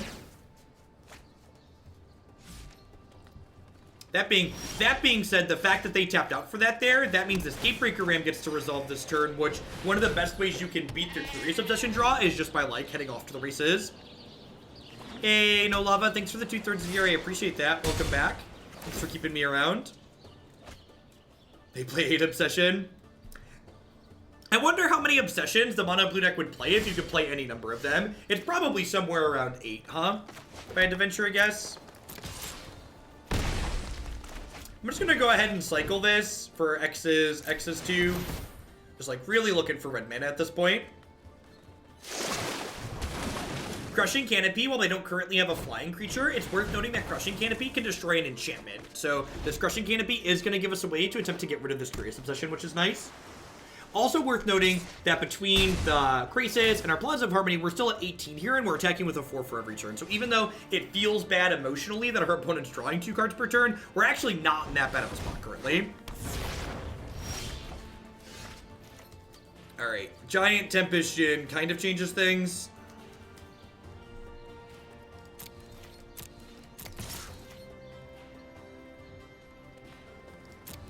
I think I just go for the Crushing Canopy now. Well, obviously we get Spell Pierced. If we wait a turn, they're going to have the ability to Wizard's Retort us as well, so I think it's incorrect to wait.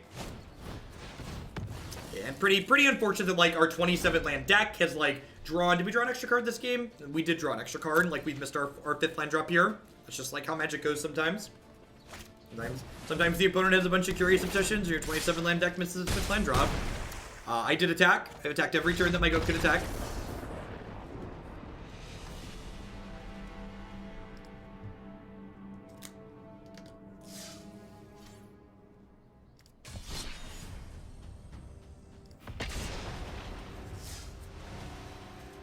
Yeah, Goat has Vigilance. Goat has, like, keyword soup on it, and one of those keywords is Vigilance.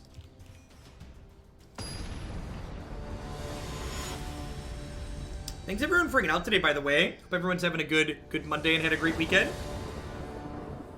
Welcome to all the new subs and followers, especially. Thanks for dropping in.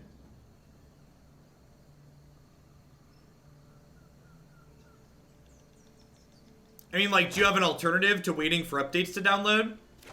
How is waiting for updates to download a Wizards Never Change moment? I'm not sitting down because I stream for 8 to 10 hours a day, and if I sit for 8 to 10 hours, my back becomes unhappy. I think I just mulligan here.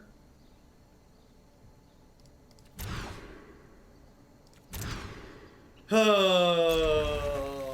alright. The 5 is good. The 5 is good.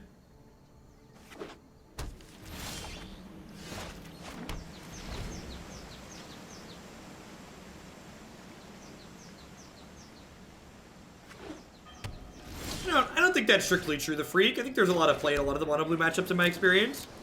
Yeah, 4 Krasis is very, very necessary in this deck. If you'd like to read about this deck and the card choices that I've made in it and why I think they're important, you can check out my article on Cool Stuffing from last week.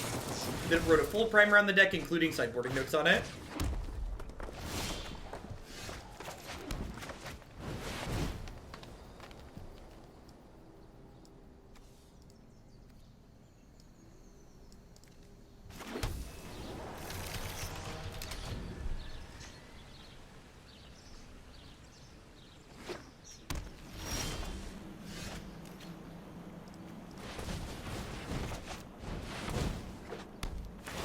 They must just have mono removal in their hand, right? I assume this is getting mortified. Yeah, so like they spent a card to kill my draw 3, which is like a huge win for me, all things considered.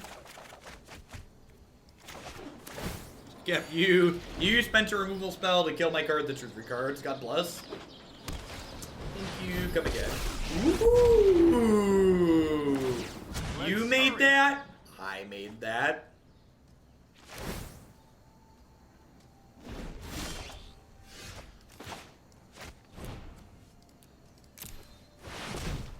Yoink!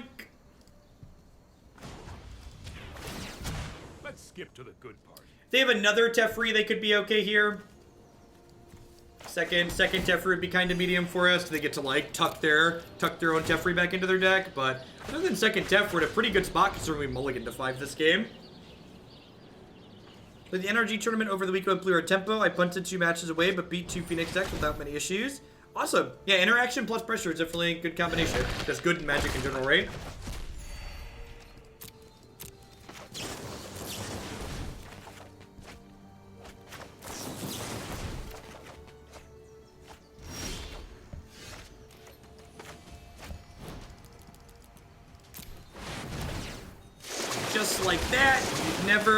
Just like that, you'd never know we mulligan to 5, right? Just like have more lands in play than the opponent and more cards in our hand. So we're gonna lose our Hydroid Krasis here. It is worth noting that like I pre-boarded these Deafening Clarions here, and so like if these were like expansion explosions, I'd be much better off, right? These are like cards with text boxes. This is why you want 4 Krasis. Yeah, correct. They snowball. Krasis is a huge catch-up mechanic. Our deck has a ton of mana in it, so having a mechanic that can catch us back up when we're behind is very, very important. I'm not gonna play the Gatebreaker Ram out here because I should have held the land there maybe. I don't know. Having the lands in play is better for the next Krasis or Guild Summit I draw.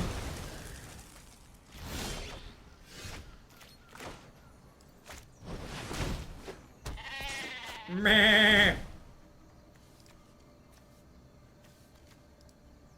Is drawing an 8/8 better than a random card here? I don't know that it is. I think their hand is just a bunch of removal spells, so I'm going to decline here. Like, they didn't have counter spells earlier, so I assume they just have a bunch of ways to kill my stuff, which is, like, less than ideal. Guild Summon and Krasis are 2 of our best draws right now, for sure. Just anything that draws a bunch of cards is ideal.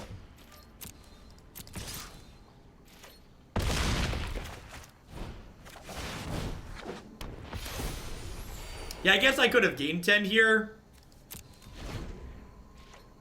So, worth noting, if I hadn't pre-boarded to beat aggro, we'd have killed them this turn, because this Deafening Clarion would have been an expansion explosion to kill them.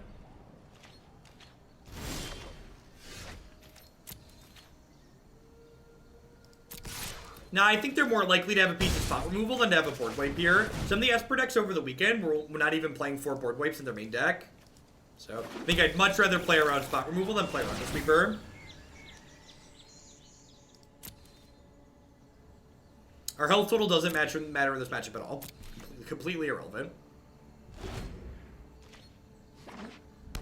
I think Rhythm of the Wild doesn't solve any problems that this deck has. I think your control matchup post-board with the way this deck is configured already is very reasonable, and I don't think I'm fixing any issues that I see in the deck by adding that card in. And generally speaking, you don't want to add cards that aren't solving problems that you have.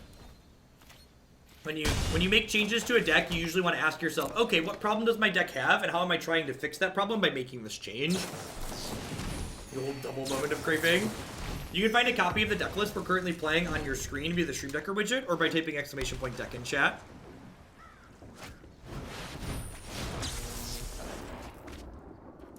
Notice you, Jack Rippers. Thanks for the 5 months. Welcome back. Oh, yeah. All right. 4, 9, 10, 11, 12, 13, 14, 15, 16. Just X is 14. Just casual X is 14. This is why Krasis is not replaceable in this deck. This is why Krasis is not replaceable in this deck.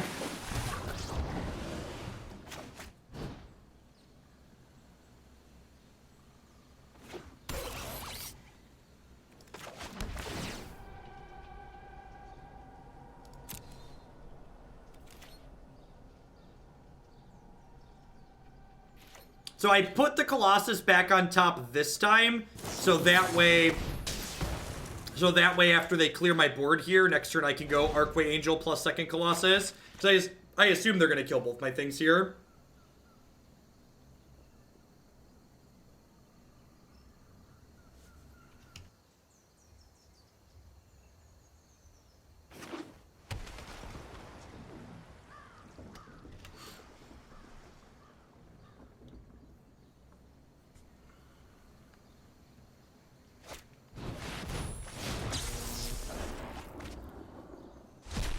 Use my last 4 Mythic Wild cards to make 4 Krasis. Easiest spent to date. Yep. This card, Krasis, is going to see a ton of play between now and the end of the format, for sure. I think this matchup's fine. I think game 1, they're ahead.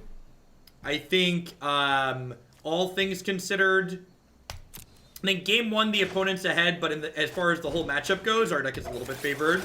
Especially the way this deck is built. Like, if I wanted to beat Esper with this deck, my deck would look very different.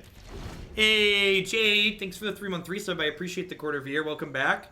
Thanks for keeping me around. Remember that time I skipped gaining 10 life earlier this game, and we're at 76? You know, just the little things. It's the little things. Need more Lich's Mastery. Well, I play a lot of the new format WotC's going to introduce. If the new non-rotating format they plan to introduce to Arena in the fall is even remotely popular, I think my plan is likely to do 2 to 3 days of the new format per week and 2 to 3 days of standard per week. But it'll definitely depend on like how popular it ends up being. I'm known. You need to take a time out. You need to take a time out. Alright, I'm going to lead on this, so that way we potentially bait a counter spell with this Gate Colossus, because they do need to answer the Gate Colossus. I'm going to go ahead and Mass Manipulation Teferi before I declare attackers, so this way if they have a counter spell, I can attack Teferi instead of attacking them.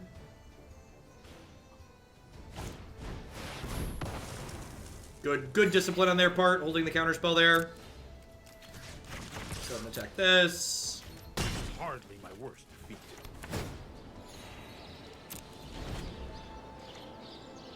They're still dead on board. Yep. Trust me, you'll thank me later. We need to move quickly.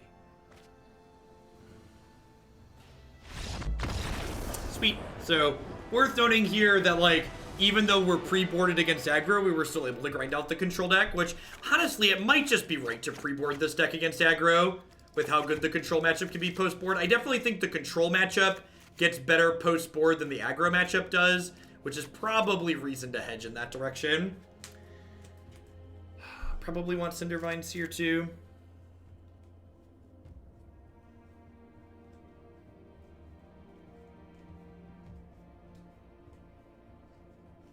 Can a mod update or delete the pink command, please? Thank you. So we cut a bunch of our sweeper effects and we bring in more cards that generate card advantage and counter spells, as well as Cindervines to like get small shots at the opponent in addition to killing Search for Azcanta.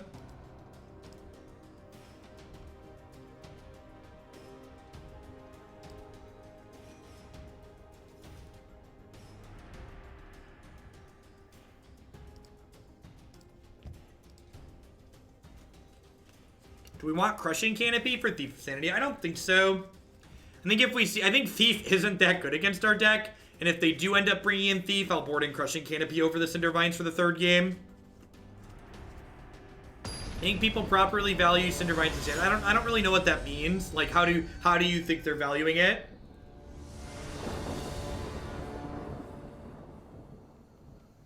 Like, I don't even think 4 Thief is that good against us. Like, I have blockers and Hydroid Krasis too, so like I'm not super worried about it. This deck, I've also won more games with this deck post Thief hit than any other deck in the format. Just like, you have so many cards that are just like bad for them to be taking with Thief. Hey, what's going on, Terminator? Loving Standard. Me too. Thanks for the 14 months. Welcome back. Any other new goals for sub points before the end of February? I don't think so.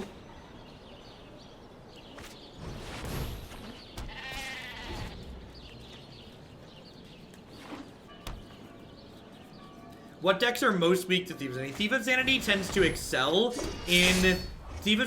to excel in matchups where both players are playing good card quality and not synergy cards. So like mid-range and control mirrors are where Thief of Sanity tends to be very good.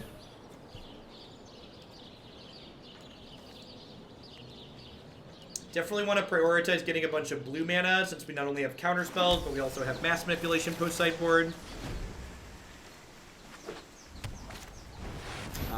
Arena started very few sets ago. It's a very new application. The oldest set in Arena right now is Ixalan.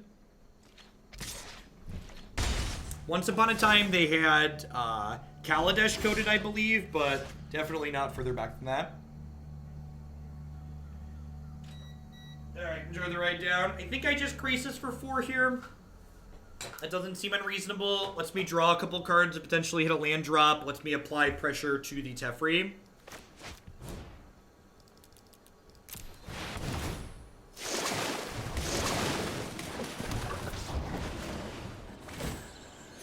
We hit the 4.4K this morning. We had someone dole out 100 and another person dole out 50 sub gifts, and then a bunch of 20s in the middle too. Because people are crazy. Crazy great. Hey David, thanks for the 3 months. You're snowed in. Stay safe. It is not worth sliding around in bad weather. You can subscribe on mobile now. You can. You can use your Twitch Prime from Android, which is great.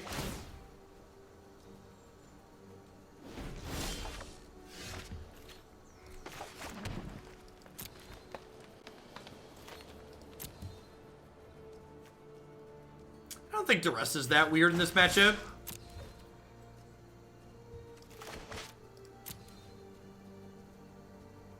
No more games. I think I Krasis for X's 6 here. Toxic Elitist with the 11 months. Thank you very much and welcome back.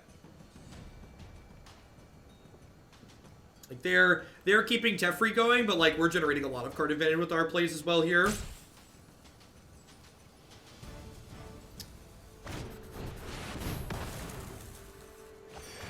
Pink everything. Keep up the pace. That's a lot of snow. 8 to 10 inches stops most things, most places. Duress losing our guild summit feels bad. We are out of card advantage now. If they have a piece of spot removal for the Krasis, it's possible that I should have only Krasis for X's 4, so I could hold up Negate this turn. Because, like, if I lose this Krasis, I'm probably out of this game. Because they're going to keep Teferi online. No, it would require me to make really bad content for the remainder of the month to reach top 8. My goal here is to make good content. Content pays my bills. Yeah, they got a Mortify here. This is good sequencing from the opponent for sure. Really want to draw Expansion Explosion so we can kill Teferi. We'll play on for a little bit here. Ooh, that's a good one. That's a good one. Some card advantage going. Filthy Casual and Too Tall Jones. Thanks for the subs, I appreciate it. Welcome back for the 3/4 of a year. Too Tall, welcome.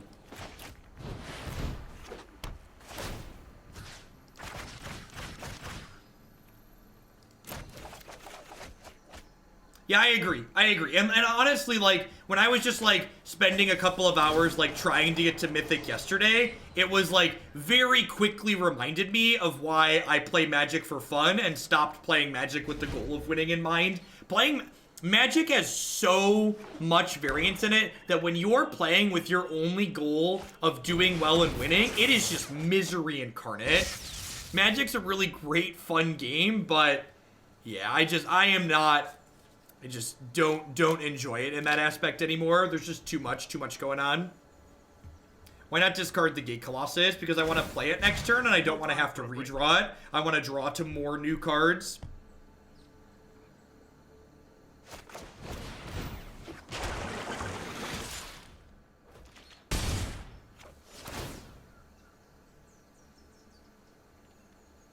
If you play Magic to win, play Nexus. No data that we have actually indicates that, which is why the constant complaining about Nexus is really silly. The couple of paper tournaments we've had so far in no way indicate that Nexus is more competitive than anything else. Oh, is that good? I think that's good.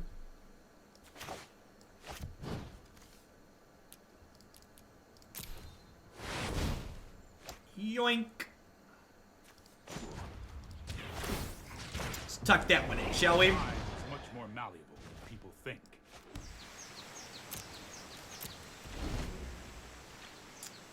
I don't know if I can recast the Ram. I don't actually know the answer to that. I wonder, you know what? This was bad. I messed this up. So because I can't recast my Ram, I punted this. I should have not taken their hostage taker and I should have held up double negate here. So I think I lost myself this game. I think if I would have played, we're not guaranteed to lose yet, but if we do lose, it's definitely my fault. Really should have seen that coming. I guess I just get to put like lethal into play this turn, so maybe we're fine. Just like have almost lethal with double negate up. I think you're right that we're still ahead, but I definitely shouldn't have taken the hostage taker. Deal, you've got a Thief of Sanity. Oh no, chat, how do we ever beat these powerful Magic cards? Oh no. Oh no, not Thief of Sanity. Oliver Thoss with the 3-month resub, I appreciate that. Welcome back. Thanks for keeping me around. Alright, so if I Guild Summit, so I can Guild Summit, tap nothing. And then I can do this. I just want to leave double negate up for next turn, basically. Double negate is like my oopsie button, basically. Yeah, I agree. Someone asked me why I didn't bring in the canopies for it earlier, and it's because I don't... Oh, they're actually just dead, right? Because there's a Search for Azcant on top of their deck. Oh, they could draw things out of my deck. Not that they have good things to draw out of my deck. So, attack you for 22. Don't know about you, but I'm attacking for 22. Beauty-doo. Sure. Dunk.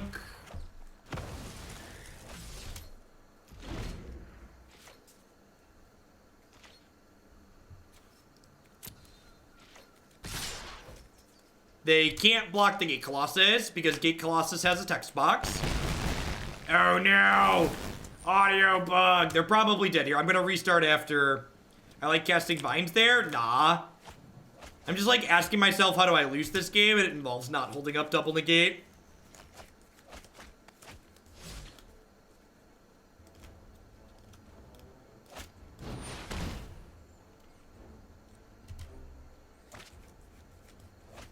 Why would our 0 mana 8/8 not have evasion? Exactly. Alright, well you're still dead, drawing Teferi.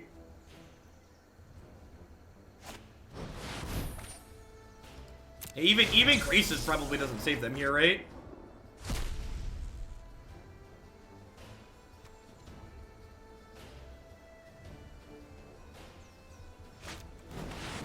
Man, you know what the worst part about this game is? They're never gonna know that I had double negate to cover all their bases. That's the worst part about this. They're just never gonna know that I had double negate.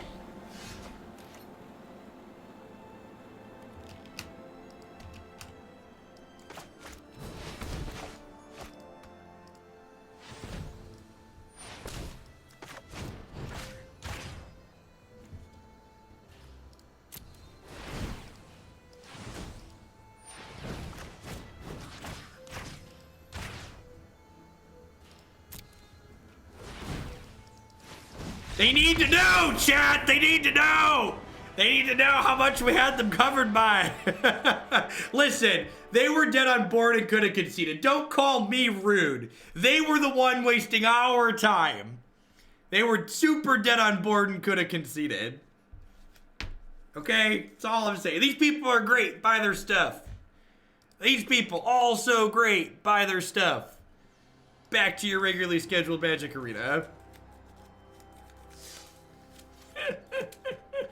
All right, let's play one more with Gates, then we're gonna roll on along to Green Red Monsters.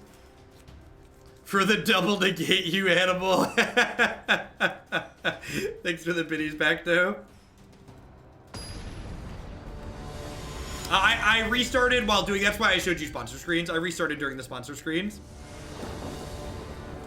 Who are the new banner citizens? That's Wannabe Beetle, Admiral Vortex, Ferg TQ, and Marty Punker. I believe are the 4. This hand needs a red source and some lands, but like our deck has 25 lands and it's still 27 land special.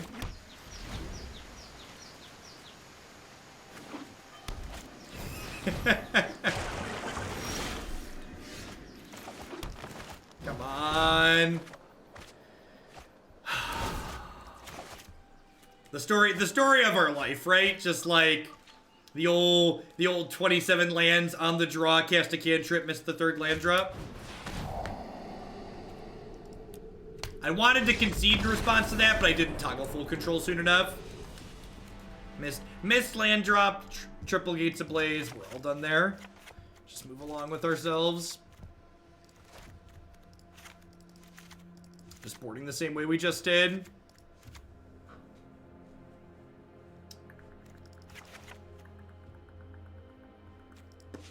Hey, J Galaxy, thank you very much for the brand new tier 1 sub. Welcome. Thanks for keeping me employed this month with that. I appreciate it. So it doesn't, we're not strictly on Gates, so we played only blue-green land, so the Simic Nexus deck from the Open this past weekend, I believe, had a Simic Guildgate in it.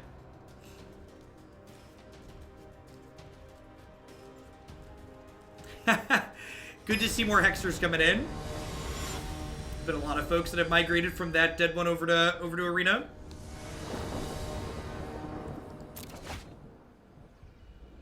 The CN just needs to draw lands again.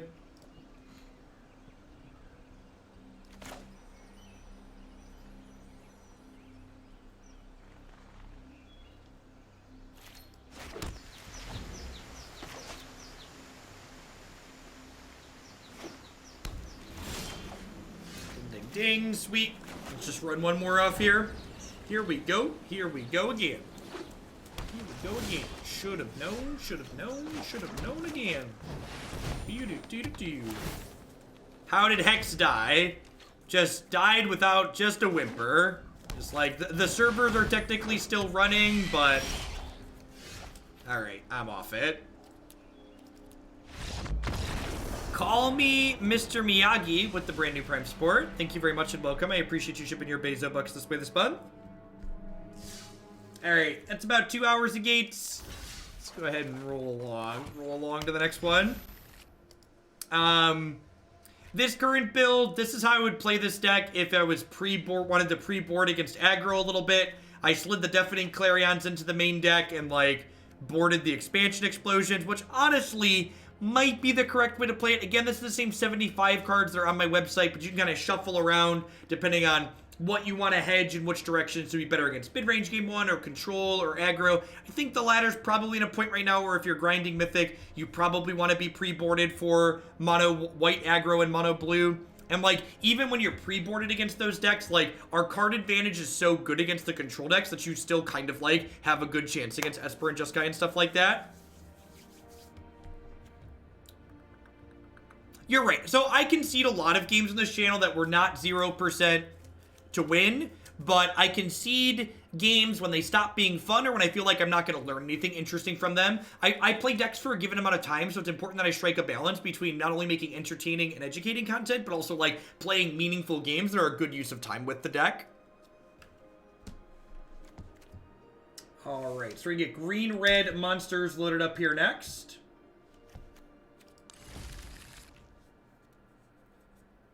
No, your win con is like Hydroid Krasis and Mass Manipulation. Like, sometimes you kill people with Rams and Colossus, but not always. And we're actually playing 4 copies of those cards. Remember, your deck is more than just the 60 in the main deck. Your deck includes the sideboard. A reprint to Balt with the 18-month resub. Thank you very much, and welcome back. And then Bubba Habab with the brand new Prime support. Thanks for shipping your Beza bucks this way this month. I appreciate it.